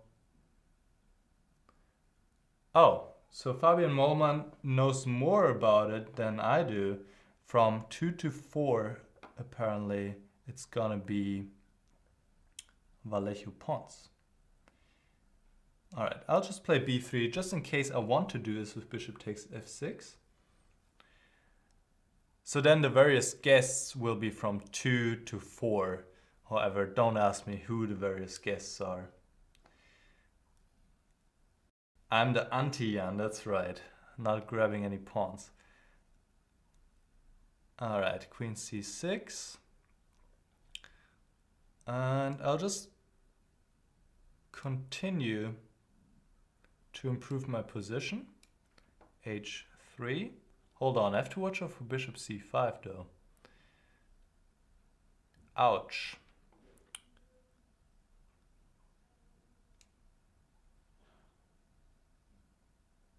Yeah, I should have been a little bit more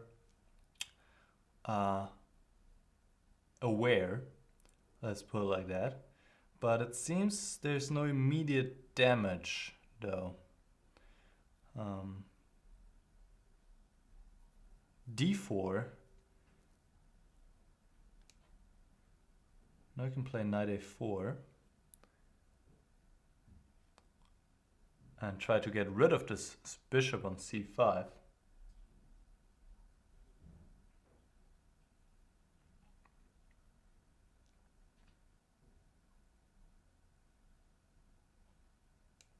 Now it's getting very tactical.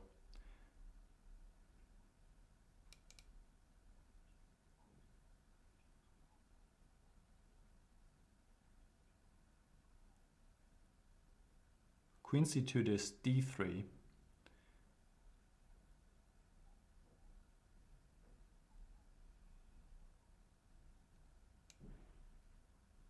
So I'll play queen c1 to keep an eye on this bishop on c5.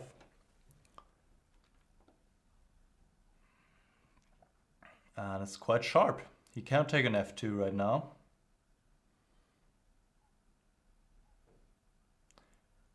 After knight takes f2, of course, the bishop hangs on c5.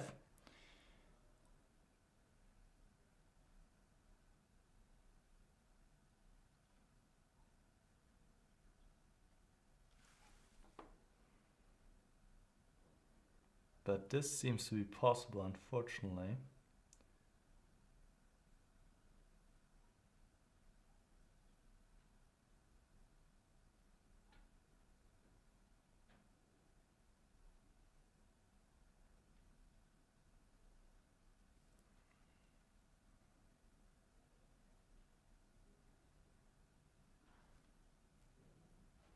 I need to take here. And then, unfortunately, there's d2, as it looks like.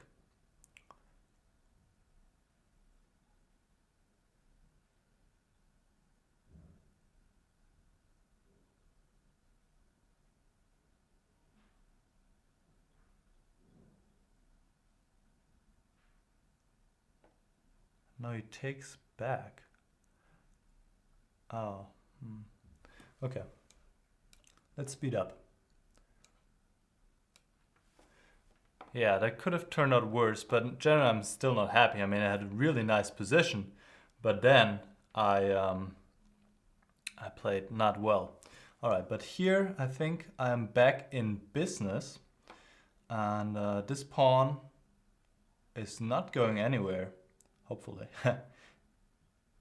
It's going, what?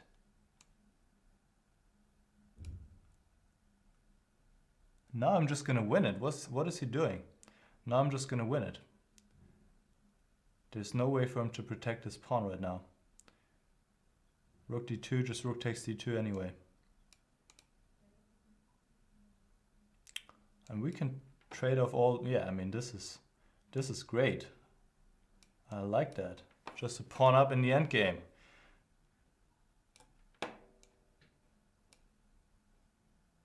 All right, and let me activate my king. Get your king active as possible, my friends. That's the way to go. Check. So active. There we go. H6. Let me retreat. Oh, king d8 is possible, but let me play bishop d4. Let me play g4 first of all. Knight f6, f3, and I'm quite happy here. Quite content. Play bishop d4. That's why I like to play with increment, because then you don't end up in a winning position and you're losing on time, right? So there's no way for him to win here on time. And now I'm at 3 pawns and we can call it a day. That was close. I was close to losing, really.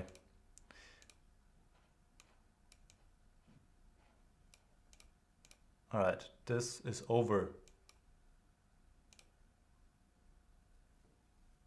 Black Rook, what are you doing? We're playing with increment. There's nothing to play for. All right.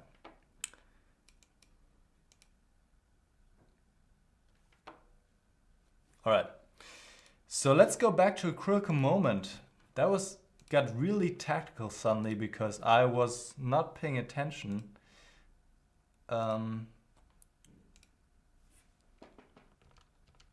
Here. H3, no, not good.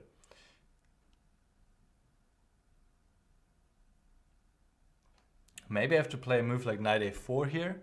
Yeah, it seems like something went wrong already earlier.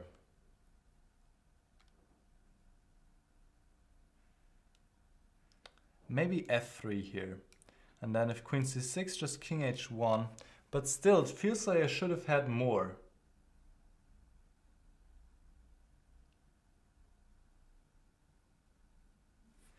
All right, but the critical moment that I want to look at was here. Here d2. Is that possible?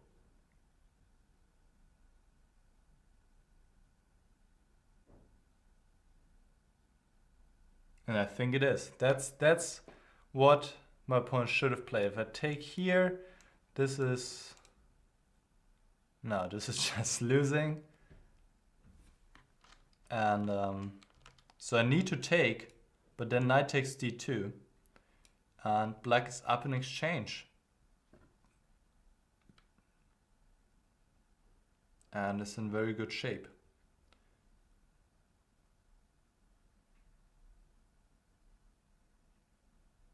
Yeah, that was the way to go. All right.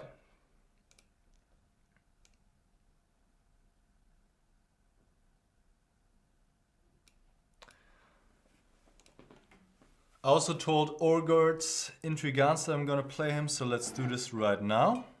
Oh, he's quick. He's right there.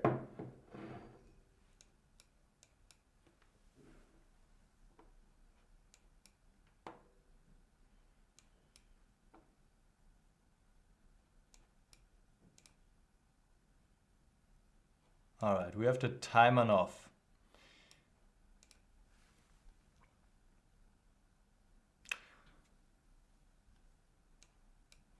And here there's this, oh, he takes with the pawn. Usually people take with the queen. Takes with the pawn, I'll play f4. I think in this particular situation, people take with the queen. But I'm trying to figure out why.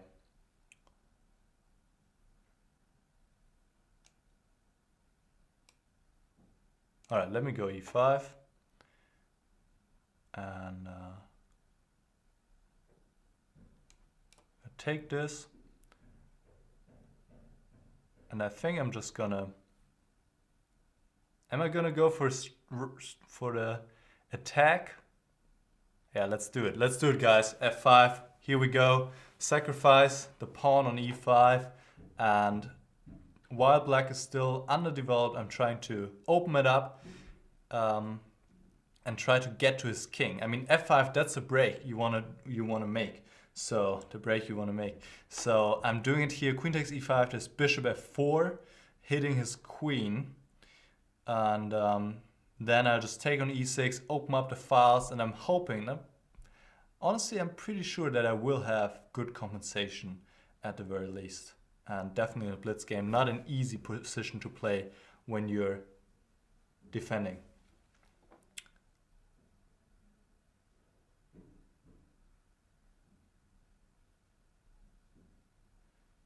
So bishop c5, he's kind of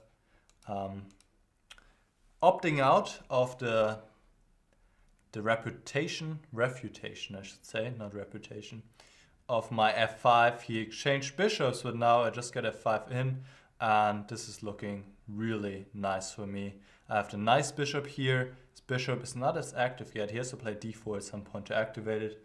And also questions, what is black going to do with the king? If he castles queenside, all right, bishop c8, that can't be the solution to his problems. I'm gonna go queen g4, hit the pawn on g7. Obviously you cannot castle because of f6. So he has to play different move here. Queen f8, rook g8, all of those look not nice. Not nice to say the very least. I can also try to do something with a4 to open up the queen side. I just have to get to him here in some way.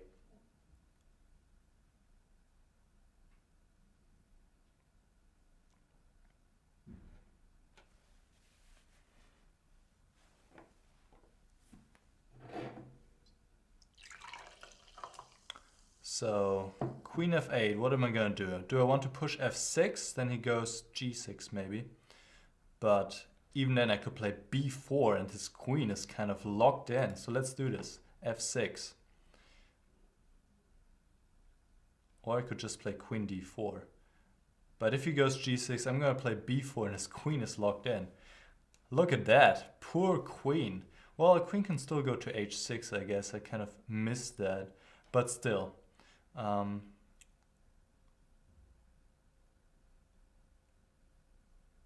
about rook f3?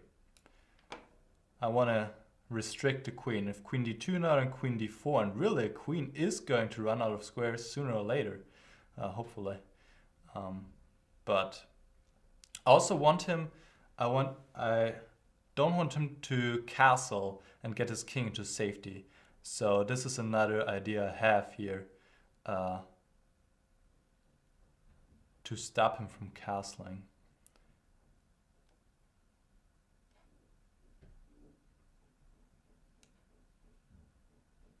So now I play rook d1 to take away the square on d2, so I'm threatening rook h3. Well, it's not a big threat, but I'm forcing him to go back to f8.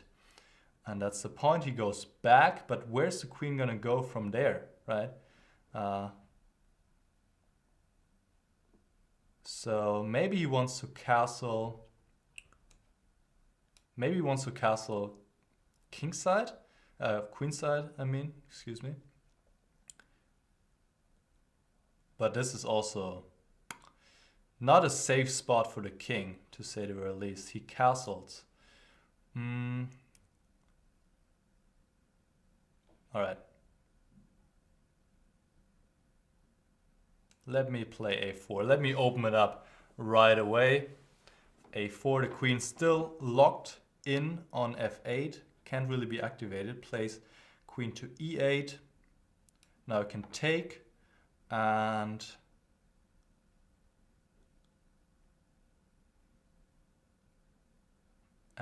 bring the rook over. I would say rook a1, rook a5.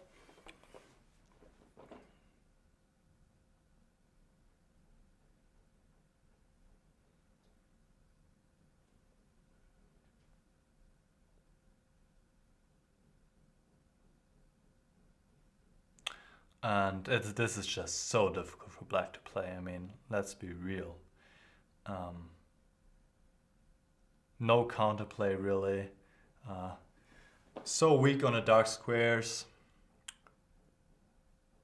This is just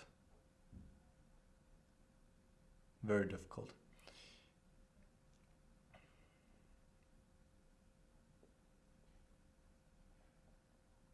Okay, so he wants to play rook a8. So let me just make some space for my king here. And now I'll take, and I'll take him, well, hold on, queen c5 first maybe. Queen c5, I'm coming in. And take him b5, and queen d6 is there too.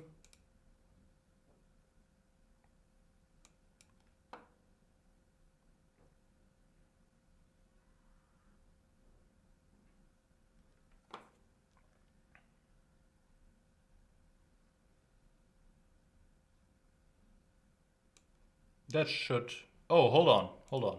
Queen a1, my friends, I almost missed queen a1, man, that would have been nasty.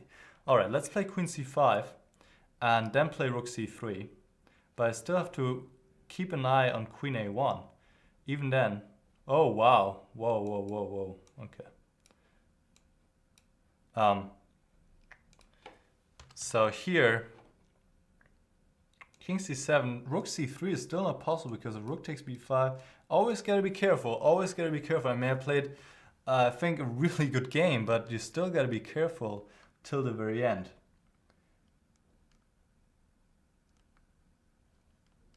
So here after king c7, how would I finish him off?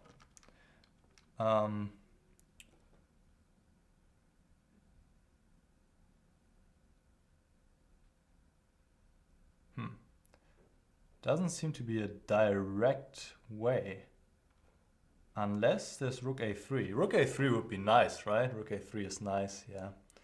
And then checkmate. And if rook takes b5, then I give a little check first. And then take on a8. Yeah, that's the way to go. All right.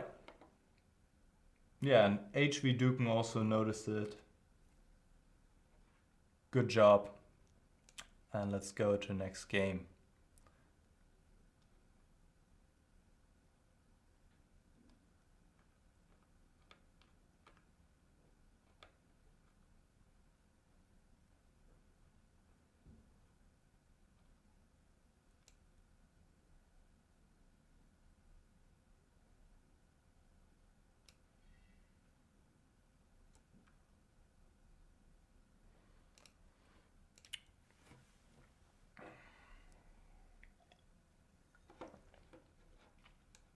And we're playing against Georg Ebel from Greece. He plays the accelerated dragon variation, and we have the Maroczy setup once again here.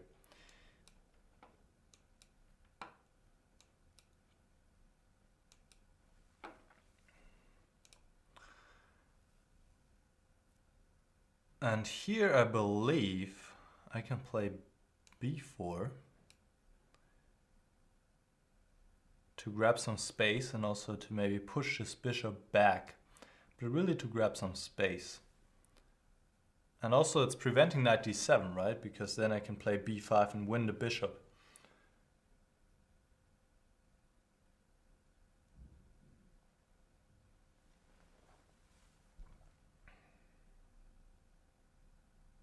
b6, all right. But now his queen will not be able to join the action anyway. Let me just play queen d2 for now. Knight d7.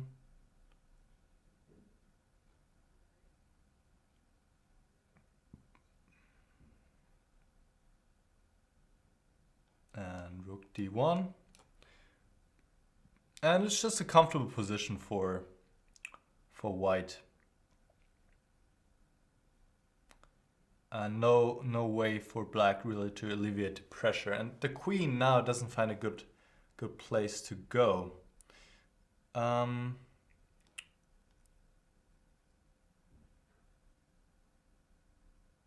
let me play rook c1. Let's just play the natural moves here.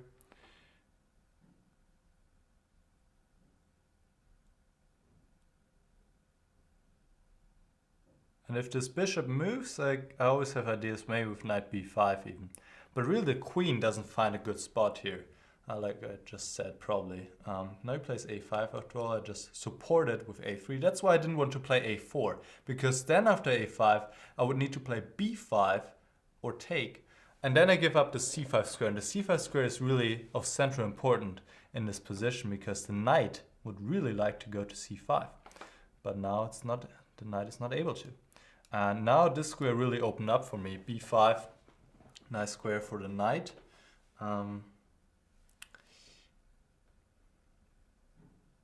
So he takes. And I'm enjoying a nice space advantage. But still, I have to find a way to break through. Knight e5, who maybe wants to bring the knight to c6 now. c5 is an idea, but knight c6 I don't like too much. Let me play f4 here and grab some more space. Knight c6, I can just retreat with the queen to d2, and also these ideas with e5 maybe come up in the position. Maybe I could have even put my queen on c3. That would have been possible as well, to really introduce this idea with e5. All right, bishop a6, of course, I will not exchange or let him take. Well, I could let him take actually, but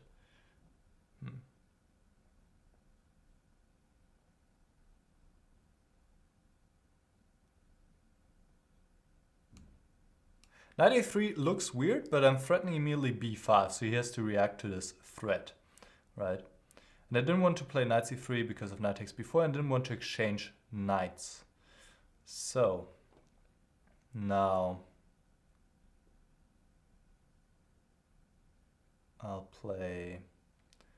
let's play queen c3. I want to have this idea with e5 and ask some questions there, maybe, eventually, after sufficient preparation. That's the thing, black really can't do that much and is rather passive here, as you can probably tell. Knight a7, okay, I'm gonna protect this one. And if b5, I play c5. Queen c7 now. That makes a lot of sense.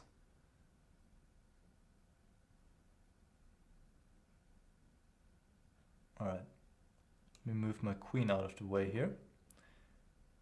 And maybe introducing knight b5 at some point. Could be. We'll see. We'll see. I think now certainly knight b5 is interesting. Let's play it. Let's play it and see what happens. He has to take with the bishop because of the knight takes b5, c takes b5, the bishop is hanging. If the bishop takes, pawn takes. Now queen d7, I can take on b6. Knight takes b5. And now, do I have any good move here? Rook c5 looks fancy, but maybe it's not strong. Is knight c3 annoying? Maybe knight c3 is annoying, yeah?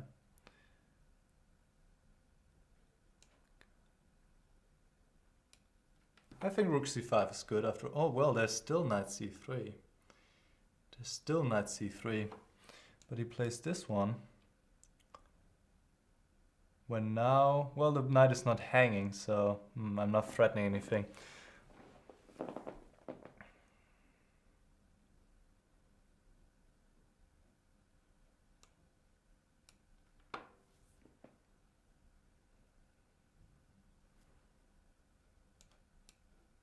That wasn't necessary. He didn't need to do this. He did not need to just give it up like this.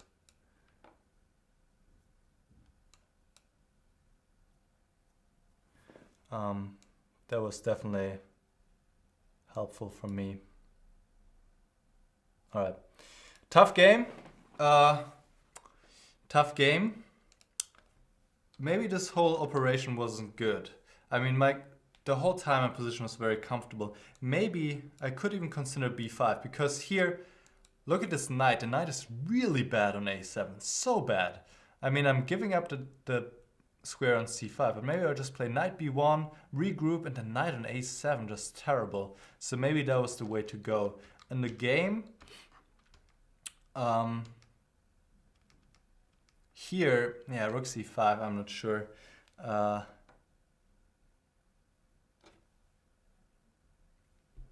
Maybe e5 to have this idea of bishop c6, but even then knight c3 is annoying me, definitely. And there's some tactics here. Yeah, but here rook c5, this, and now I almost was in trouble because if I move my rook, there's rook a8 obviously. Okay, even still here e5 might work, but almost I lose my queen. So I played e5, and here queen b6 needs to be played, definitely. And this is, well, not much is going on here. I mean, I would rather be white, but really this seems to be about equal to me. Maybe rook c6 is a good move now. But even this seems rather equal to me. Oh well, let's go to next game.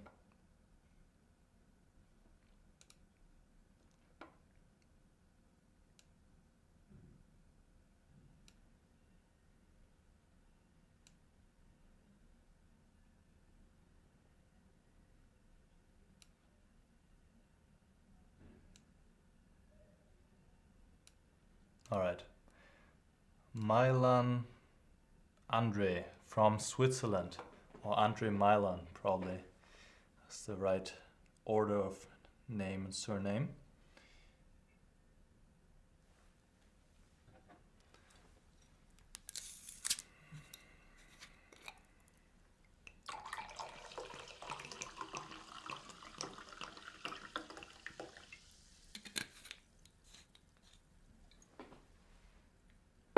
Andre, are you there?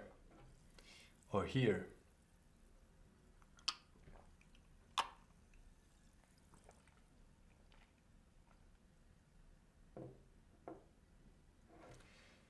Ah, there he is. Let's go for the French.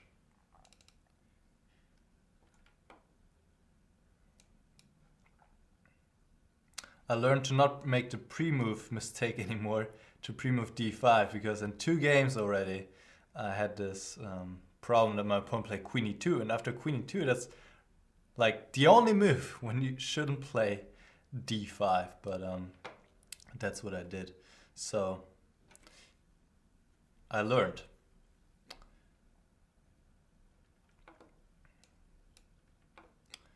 Alright, so now it's kind of an advanced variation just with the insertion of bishop e7 and knight d2. What am I going to do about this guy on h6? Well, first let's ask some more questions. How is he going to deal with this pawn on d4? And I'll take here.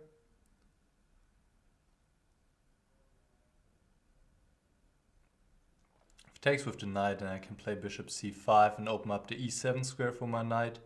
If he takes with the pawn, I can now play bishop b4 check and finish my development this way. Or I'm also looking at a5. It's also kind of interesting. Let's see, a5. Why not? To go a4.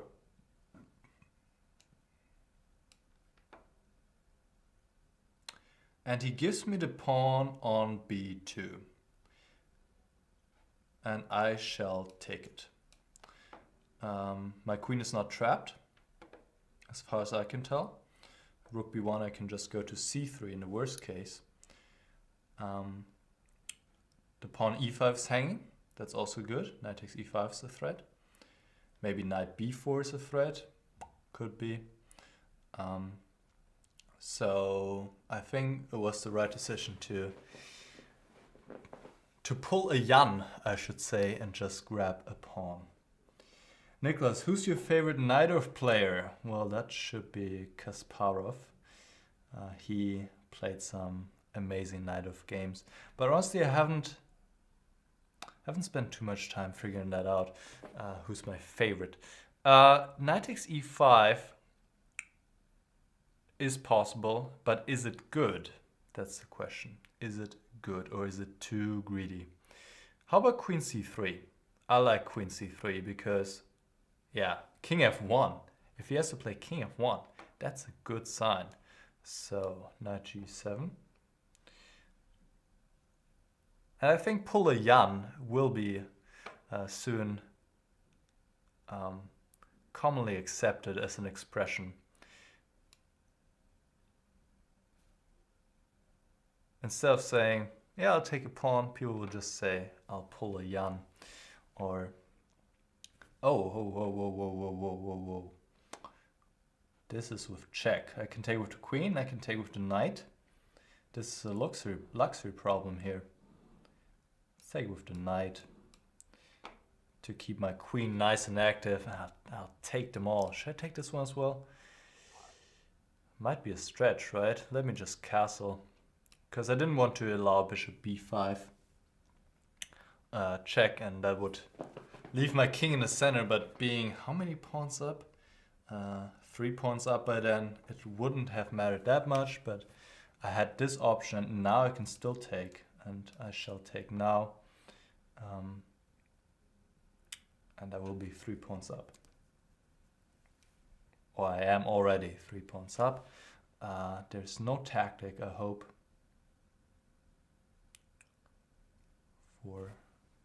Okay, and here we just go into this endgame,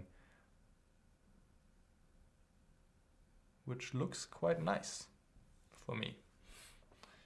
Just have to activate this guy, but I should be able to do so.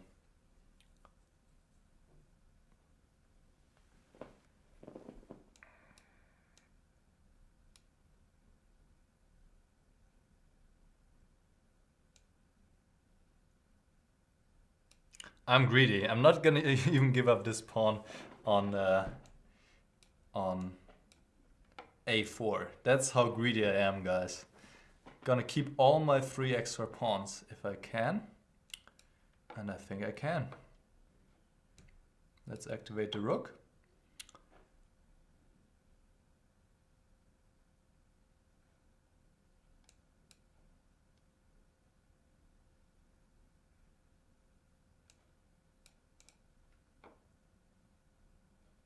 Oh, that's the rook. All right. So yeah, I think this whole operation with bishop e3 and then a4 knight c5 just didn't work out for white in this case. So probably white needs to play something else here, maybe even a4. I could imagine, but okay, this is definitely fine for me. Actually, in fact, here white also has a little problem because he can't take with the queen. So I don't know what white should do after a5, but something else than what happened in the game. All right.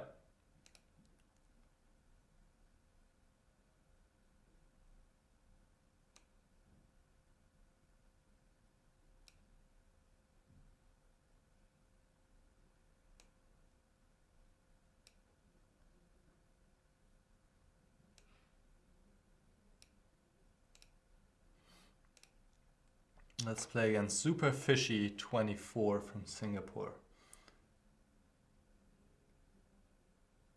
Korchnoi was already famous for taking pawns before Jan was even born. I wasn't aware of that. I was not aware of that.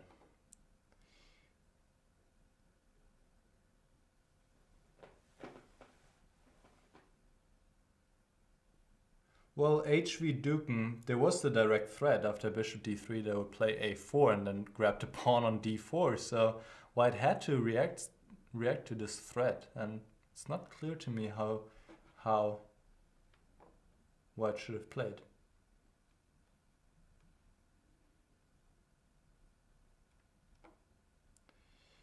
Ridvik Ratya Christian asks a while ago if every premium member gets to play once during the Banterthon. Well,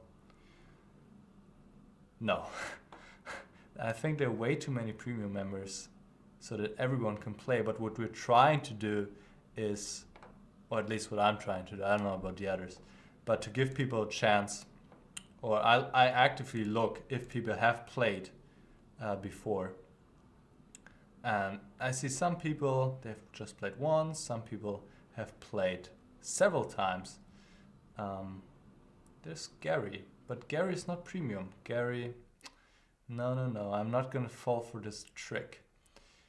But really, most of the people that are in the list here have played at least once before, except for Rogov. Rogov has not played, so let's accept Rogov.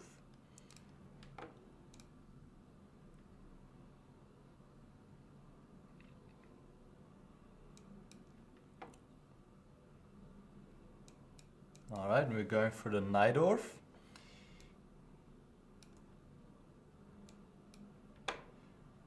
My pet opening. And bishop e3, the main line. Let's go e5 here. That worked out pretty well in the last... Well, it worked out kind of well in the last game. So, knight f5. I think here I can just take... Or I can play d5 immediately. What's better? Guys, I don't know. I'll play d5 immediately. As a general rule of thumb, if you can stay flexible, then stay flexible.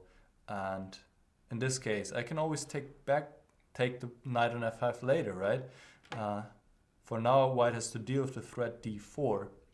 And obviously, White cannot take on d5 because of knight takes d5. And in the end, this guy on f5 is hanging.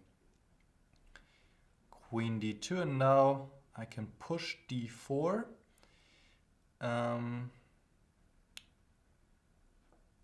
But now I'll take, and I'll tell you why. Because I don't want him to sacrifice and get 2 pawns for it. That's how greedy I am, right? I don't want him to get 2 pawns for the piece. I just want him to get 1 pawn for the piece. So that's why I took an f5 now. And if he castles, then I play knight c6, protect my queen.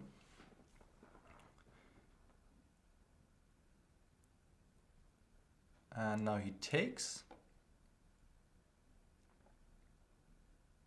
Queen e2 check. Okay, I'll just move my bishop in between. Knight e4. Alright, take this. And follow up with queen a5 check to stop him from castling. At least I'm trying. He could still play c3. But no, he resigns here. Yeah, so this is a main theoretical variation. And here White has 2 options really. Knight f3, which is becoming more and more popular because it's just an easy way to play against the knight with not too much knowledge required. Or knight b3, and there's a lot of theory in this line, I can tell you that much. So, let's go to the next game.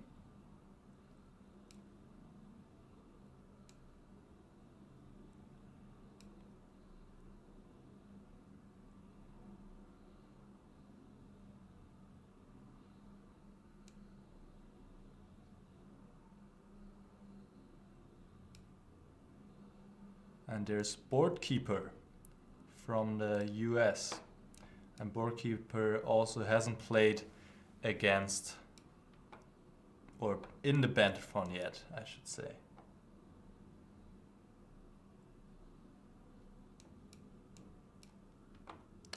Then the Taimanov once again. All right, let's play Queen f3. That's a good line. I like this line. D6. Isn't that what Robin van Kampen recommends in his series? I believe so. Queen takes c6. I think Robin gives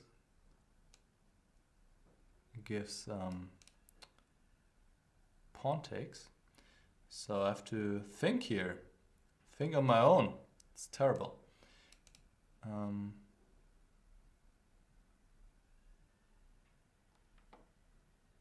Right. Let's just play normal moves before I'm spending too much time thinking. Maybe g4, g5 is also possible.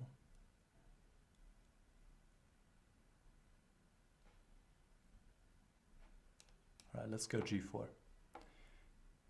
I am always looking for the most aggressive way, as you can probably tell here. And I like it like this. Oh, but maybe I messed up a little bit here. b4, I have knight d5 though. So yeah, so it's all good. It's all good, guys. It's all good. And now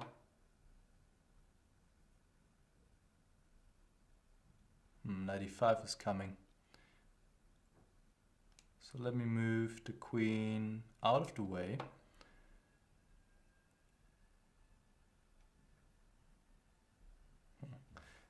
Knight back. King to b1. I could also play knight d4 here. Knight d4. And then f4. It's not too bad. Could have been worse. Takes, takes. e5. Really? That's a slight surprise. Alright, let's play rook c1 first of all. And then move my knight. Actually, yeah, how is he gonna... He has to go to b8 apparently, right? To keep everything protected. And even then, he will not keep everything protected. I spotted a way to win a pawn, I believe. Well, now I'm just gonna grab this one right away. So e5 was premature, I think.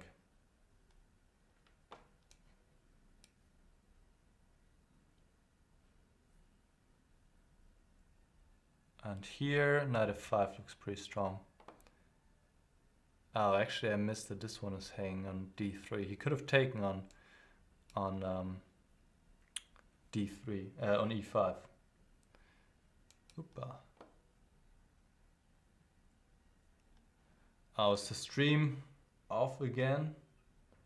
Man, I'm sorry about that. Hopefully I'll be back in just a second.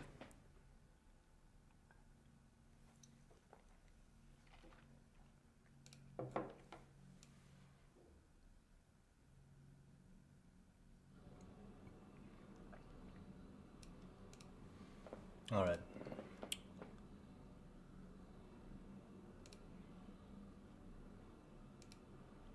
I'm gonna play against Fierce Grace. Let's see how that goes.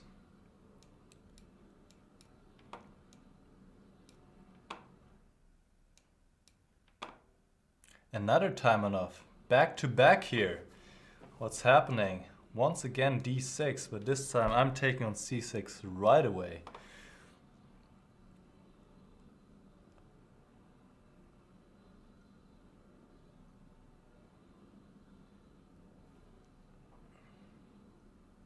All right, and Fierce Grace is looking up the lines that Robin van Kampen recommends in this situation.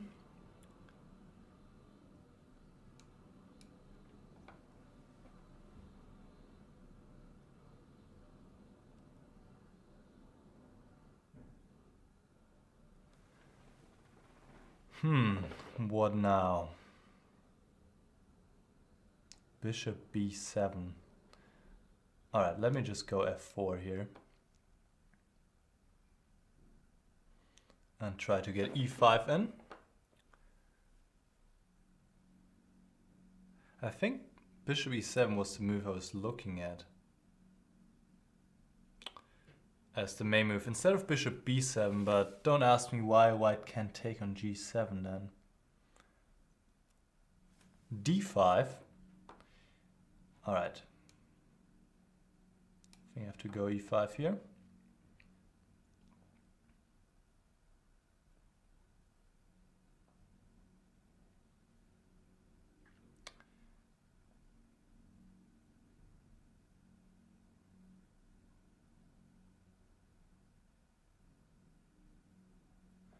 All right. Bishop d3. And g6, of course. G6, but let me play h4. Let's see how he reacts to that. Because he can play, well, he can play h5, I guess. I guess he can. We had a similar position yesterday. Now he plays c5. And I have to react to this threat, d4. So let me... what do I do here, actually?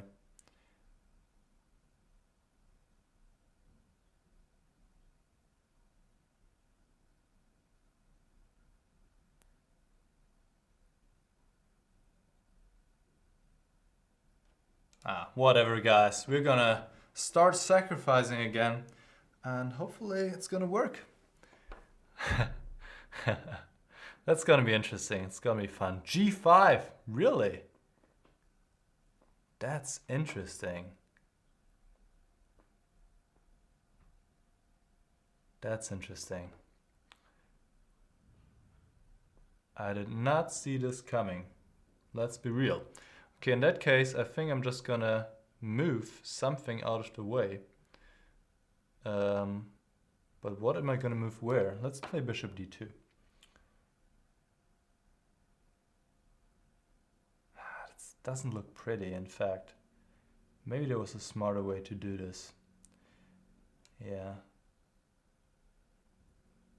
Ew. What am I doing? All right. Move this back here, and let's just keep it up. But this is just turned horribly wrong, I have to say.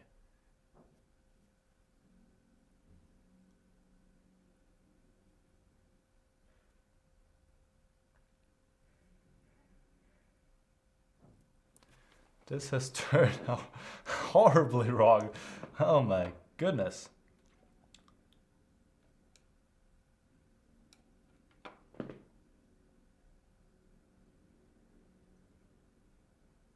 I think I need to sacrifice a piece soon.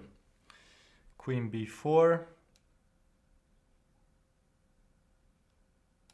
Play king b1. And if he plays queen a3, I'll just grab this pawn. And well, his king is in the center. It's not that clear. I have two pawns. I mean, could be worse. Takes on f4. Well, that doesn't change anything as far as I can tell. Actually, it does change something, my friends. Queen d3. He missed this move. Queen d3. And he cannot take on c3 anymore. It's good that I didn't take on f4 automatically. This is, of course, a big turnaround. Well, how big it is, I'm not sure yet. Let me take this one.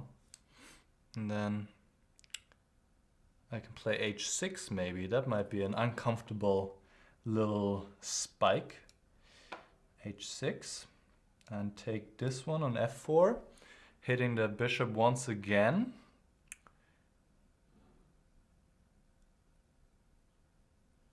How is he going to defend it? King e7 doesn't work. There is knight d5. Winning the queen.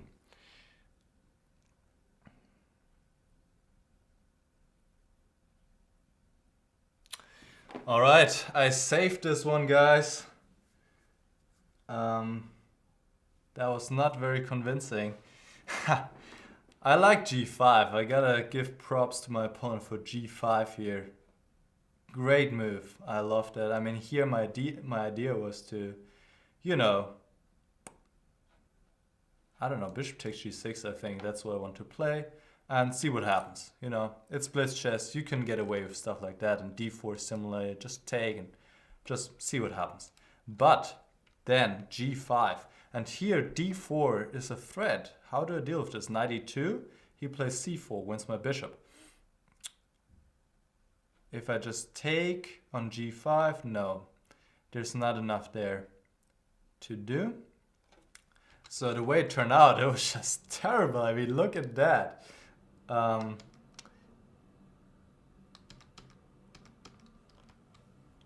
And it was suggested to play rook c8 here, but rook c8 I can just take on d4.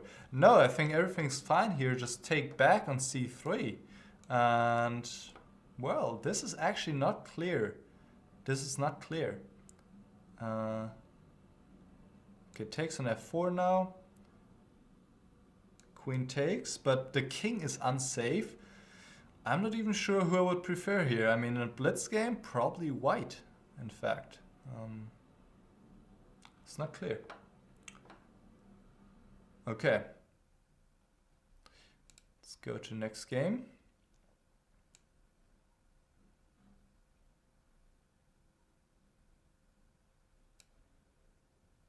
Kein System. Kein System. Means no system. So let's see if he will play like he has no system in mind.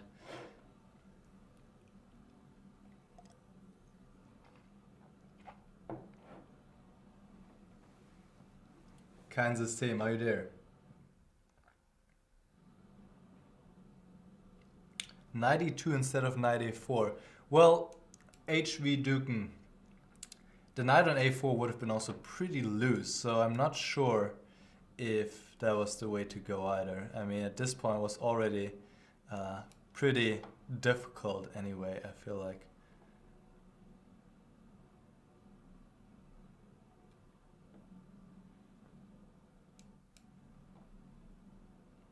Alright, we have seen this before today. 3 moves here, d5, knight e4, knight g4, and d5 certainly the best move. No, excuse me, other way. D5 is the most common move, but maybe not actually necessarily the best move. Knight e4 and knight g4 are equally valid and absolutely playable for black, I think. Queen e7 though, this just doesn't really work because black cannot take on e5. And now I can probably just win this knight with g4. That's something to keep in mind. If you put the knight on h5, always watch out for g4 ideas, winning the knight. d5 doesn't save anything because of e takes d6 en passant, hitting the queen. So black doesn't have time to take on g4. And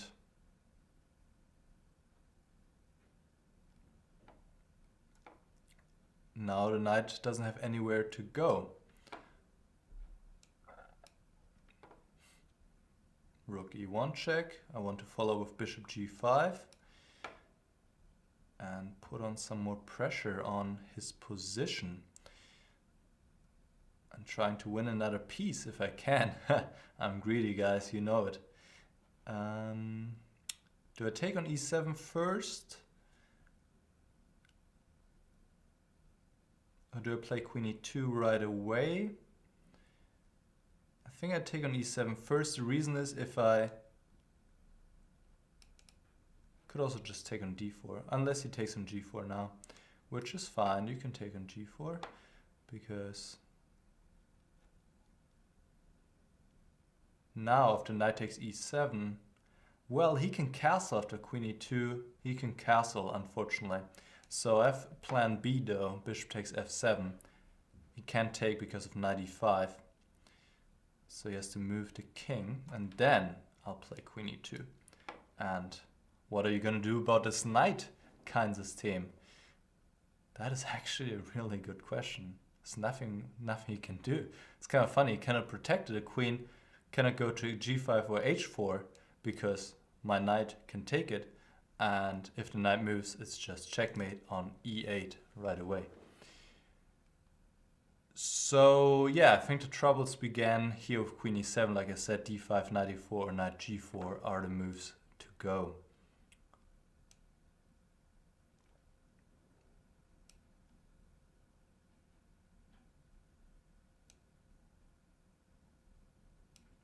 Alright, let's play against Selig. He was there earlier, I accepted his challenge, but, well, he was probably just in the bathroom or cooking some tea. Either way, he wasn't there to play, so let's do this now.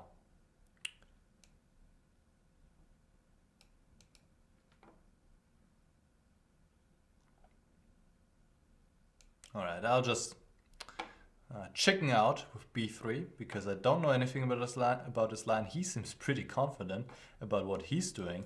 So I'll just chicken out like this to not have to worry about any issues there. And then do I play with e6 or e5? Let's play with e5. Let's play ambitiously. Knight d2. Where does my bishop go? Let's put it on d6. That looks like a healthy spot. It's funny, he was pretending he was going to take with the knight on b3, but then he takes with the queen anyway.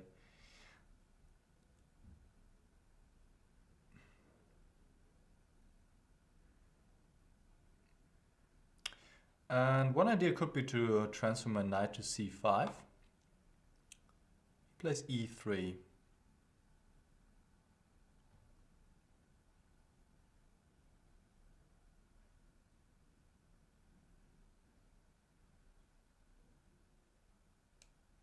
Let me take and play bishop c5.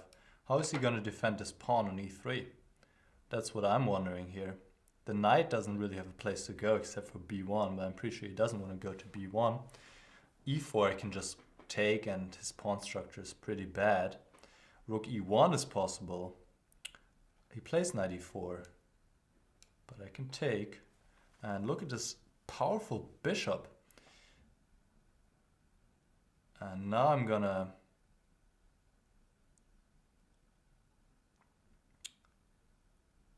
let's see, how am I going to go about this? Queen c7 looks like a good move. Get the queen out of the way. And prepare bishop e6 maybe? Maybe queen e7 was even better. Yeah, queen e7 would have been even better. To also keep an eye on the square on g5. But in either case, this is a pretty comfortable position for me. That's for sure.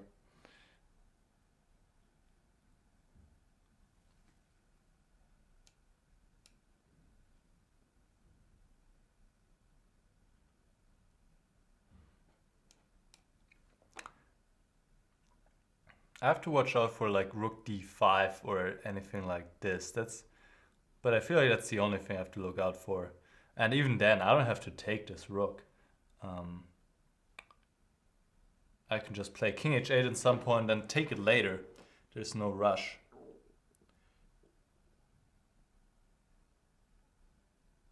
Okay, now I can just go for the c4 pawn. And then attack the e3 pawn. It looks like everything is just falling apart here after knight a5.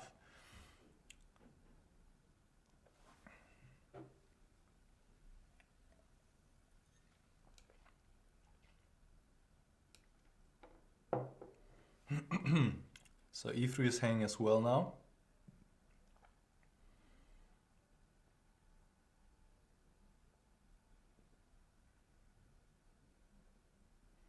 And if I want to, I can take the bishop, but the bishop is kind of dead anyway on b2, just biting this pawn on e5. So I think I'll just keep my knight on c4. Looks like a pretty strong piece. Well, now I don't have to ask myself this question anyway. And I think I'll just increase the pressure on e3. He can play knight f5, I'll just take this off. And then queen takes c4, I'll retreat to e6. That's fine.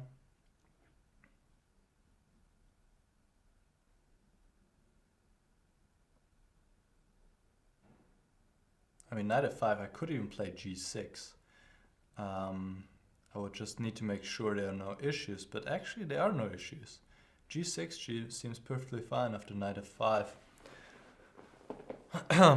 So probably needs to protect the pawn in a different way, like rook fe1, then I'll just play rook d8. Or he just moves. Okay.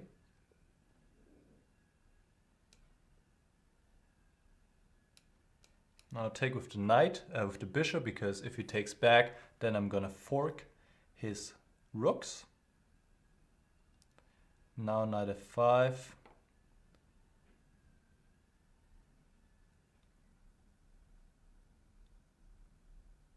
Knight f5 is a little bit annoying. Now, But I'll just take on c1. Actually, yeah, it's not too annoying. Rook c1. No.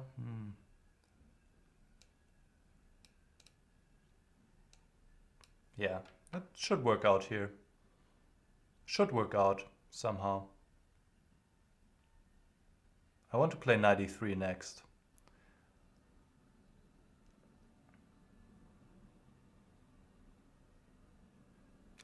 But yeah, I could have done this better. I'm pretty sure. I could have done this in a better way. Yeah, I don't like how this exactly developed here. But well, I will be up a pawn at the very least, so I shouldn't complain.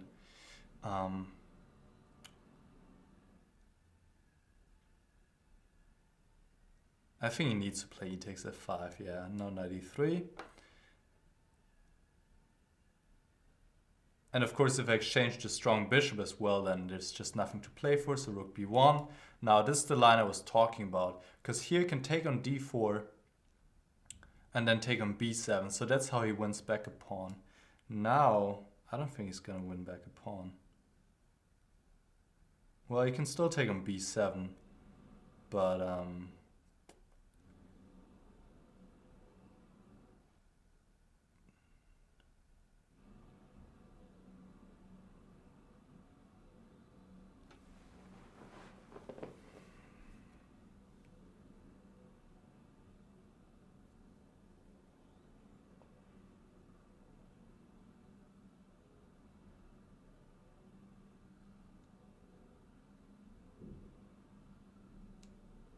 I think this looks pretty good. Take on f1 and then play knight d2. He has to try queen b8 is the only move. Or queen f7, but queen f7 I can just play queen d8. And now there are just too many pieces hanging. All three white pieces are hanging. Look at that. How often do you see this? All three white pieces are hanging. That's funny, I think. I also think it's funny because I'm winning now. I think the only try was queen b8. But here, if I, yeah, just felt like this should be winning for me. I'm not sure how exactly, but maybe queen c5. I just have to be smart.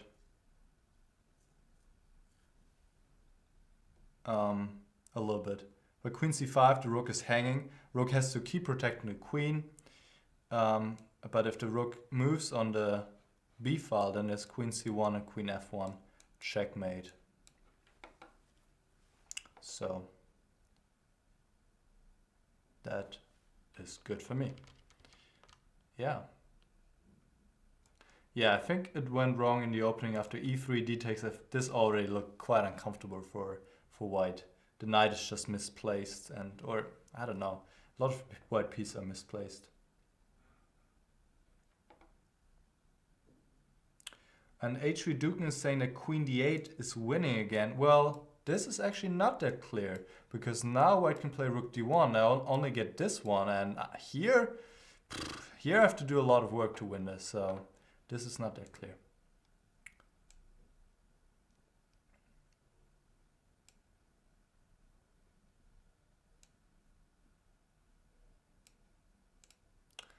All right, let's play against Zimba. Oh, I clicked on Zandor. All right, let's play against Zimba 7. And I'll put some more water in my glass, and then I'm ready to go.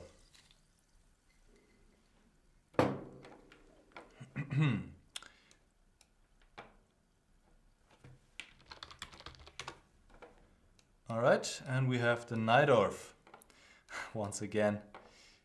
It's going well today with the Najdorf, so why not keep it up? And yeah, e5, I like e5.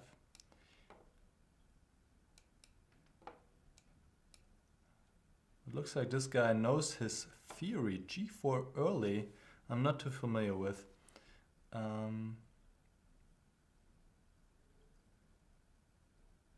My guess would be I can play d5 here. Let's hope so. Let's hope I can play d5 here. I mean, there's got to be some disadvantage to g4. Well, if he just takes, then it looks like I'm very comfortable. I'll take this one too, and black has completely equalized here, and it's probably already more comfortable. And if I take an f3, he wants to grab this one on b7 in the end. So probably I should just exchange queens, play knight c6, and go from there. Knight c5, that is true. That is true.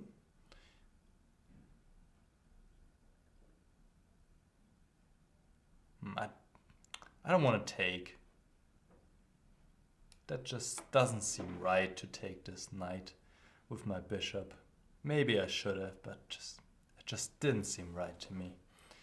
So let's play like this. And now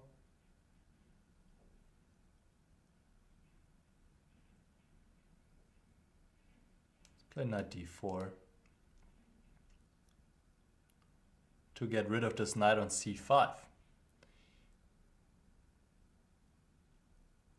And actually also there's the idea of bishop g5. Oh, I like this. There's the idea of bishop g5 in the position. And this pawn is hanging as well. Knight b6 I have to be careful about maybe.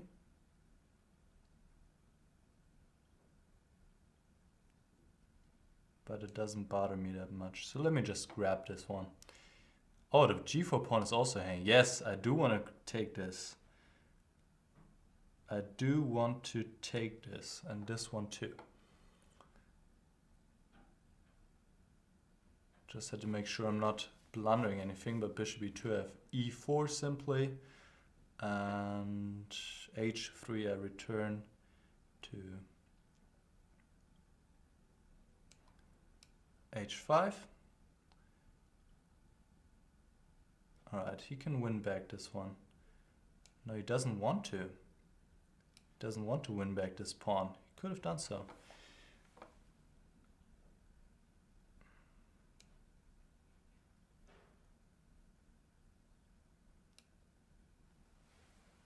What are we playing, by the way? Are we playing 3 minutes or 3+1?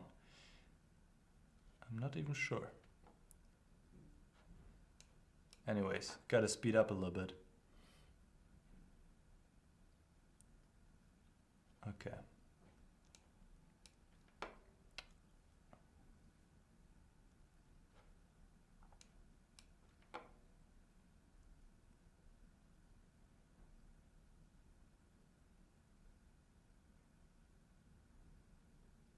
Gotta speed up a little bit. Bishop b7 or what else?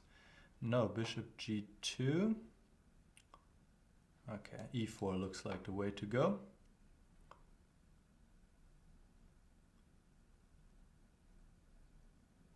And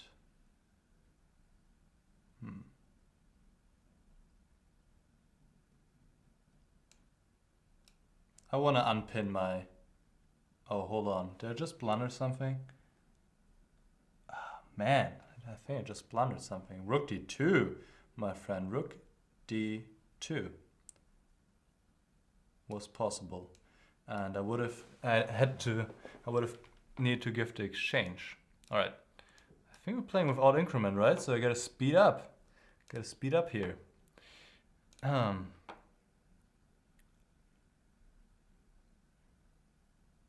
Rook f4 e2 should be winning. No, knight e7. Man, I missed that. Oh, and he missed it too. 3, now bishop g4.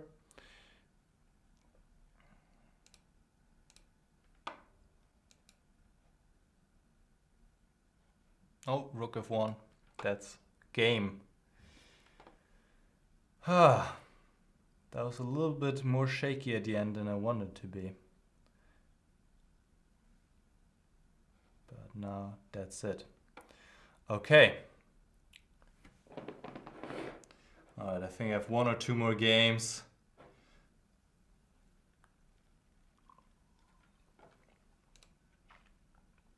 Yeah, that wasn't that great. Here, rook d2. That wouldn't have been, I mean, I'm still better here. But that was not necessary. Okay.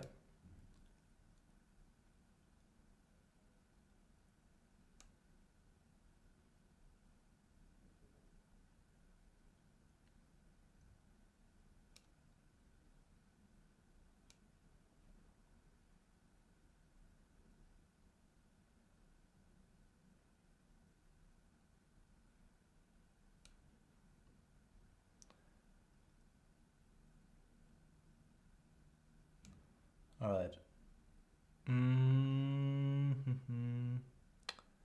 We don't have that much time left, right? 7 minutes. So probably one more game. Okay, we can do Mapf.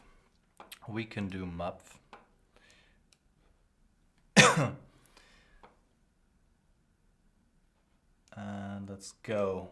Let's play knight c3. Let's switch it up a little bit.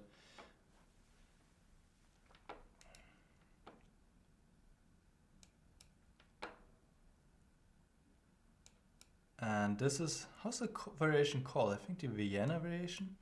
Not even sure, but there's this little trick here. If black plays d6 too early, then you can grab the bishop pair of knight a4. So usually black should play a6 first to keep his bishop, right? It's always desirable to keep the bishop. And here, right, I'll just play d5. That should be fine. Grab some space. Play c4. And play b4. I'm gonna go for a c5 break, probably. Somewhere or the other. Maybe I'll play a4 too, just for fun. Just only play pawn moves till the end of the game. And I think that's gonna be pretty difficult. Yeah. b5. Didn't expect that.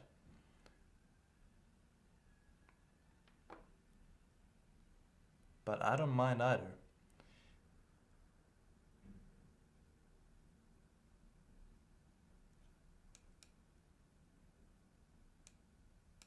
I don't even have to move this pawn. What am I doing? Just rook e1. The 2800 mark is coming again. Well, Vallejo Pons has to take this part. I lost like 30 points because of one disconnection error. So we have to keep this in mind, guys. We have to keep this in mind. I mean, I lost one game, but the other one I lost due to disconnection. So today I'm much happy with my performance compared to yesterday when I lost like 5 games and none of them due to disconnection. So I'm quite happy with my performance today, unless I mess it up in this last game. So let's keep focused. Let's stay focused.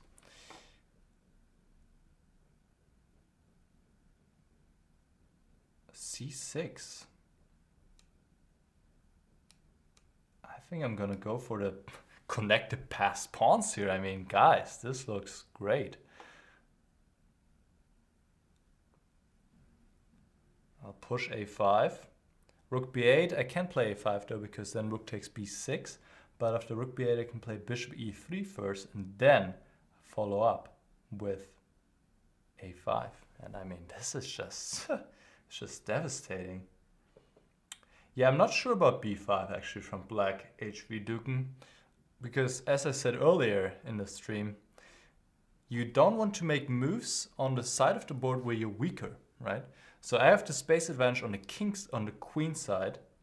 I have more space there and I want to push my pawns. And with every pawn move my opponent makes, it's going to help me to be quicker and open up the position, right? So that's the general rule of thumb. Of course, as I said, there are exceptions to it, but that's just how it works.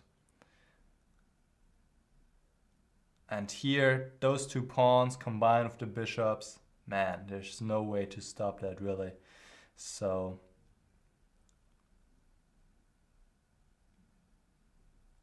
this is looking really, really good for me. I'll just play rook fb1, eb1, the position plays itself.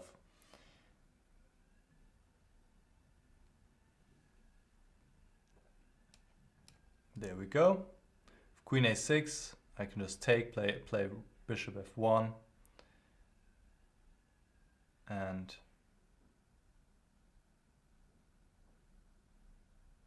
should be no way to stop this. Bishop f1, oh, I can play knight a6 now, I guess. I guess he has stopped it for now. That is true. But still, my position seems to be quite overwhelming. But he has stopped my progress for now, that's for sure. But he also needs to keep protecting. And now I'm trying to bring a bishop to c4, to d5.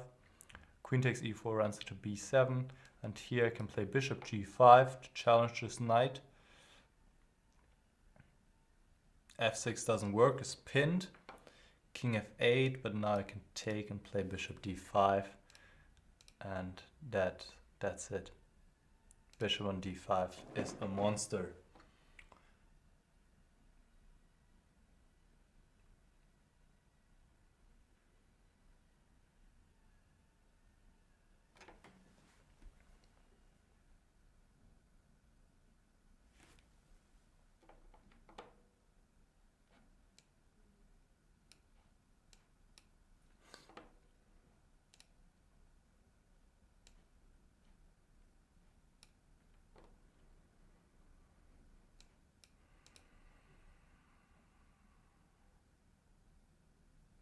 All right, thanks for the game map. Yeah. I mean, out of the opening, black's already slightly worse. And it's really difficult to suggest any kind of plan. b5 was interesting, but I think it also helps me in a way to quicker open up files against the black position. All right, guys, it's exactly 2 o'clock. I've played for the last 4 hours. There were some internet connection problems today. Sorry about that. Some interruptions throughout the stream. I still hope that you had a good time. I definitely had a good time. Like I said, I was much happy with my play today and my performance. Except for one game, it was all pretty solid. So, quite happy how this turned out. And now I'm gonna end this stream. But as I was told, a very strong player is going to follow up, Francisco Vallejo Pons. So stay tuned. You can, I don't know if it's in the list yet, his stream, but yes, it is in the list. So he might about start right now because he's not streaming from where I am streaming. So you can switch to that right now if you want to enjoy some more chess action by a really good player. I mean, he's in the top 100. So, if not top 50, probably. So he's really, really good. And then I'll see you again soon. Goodbye.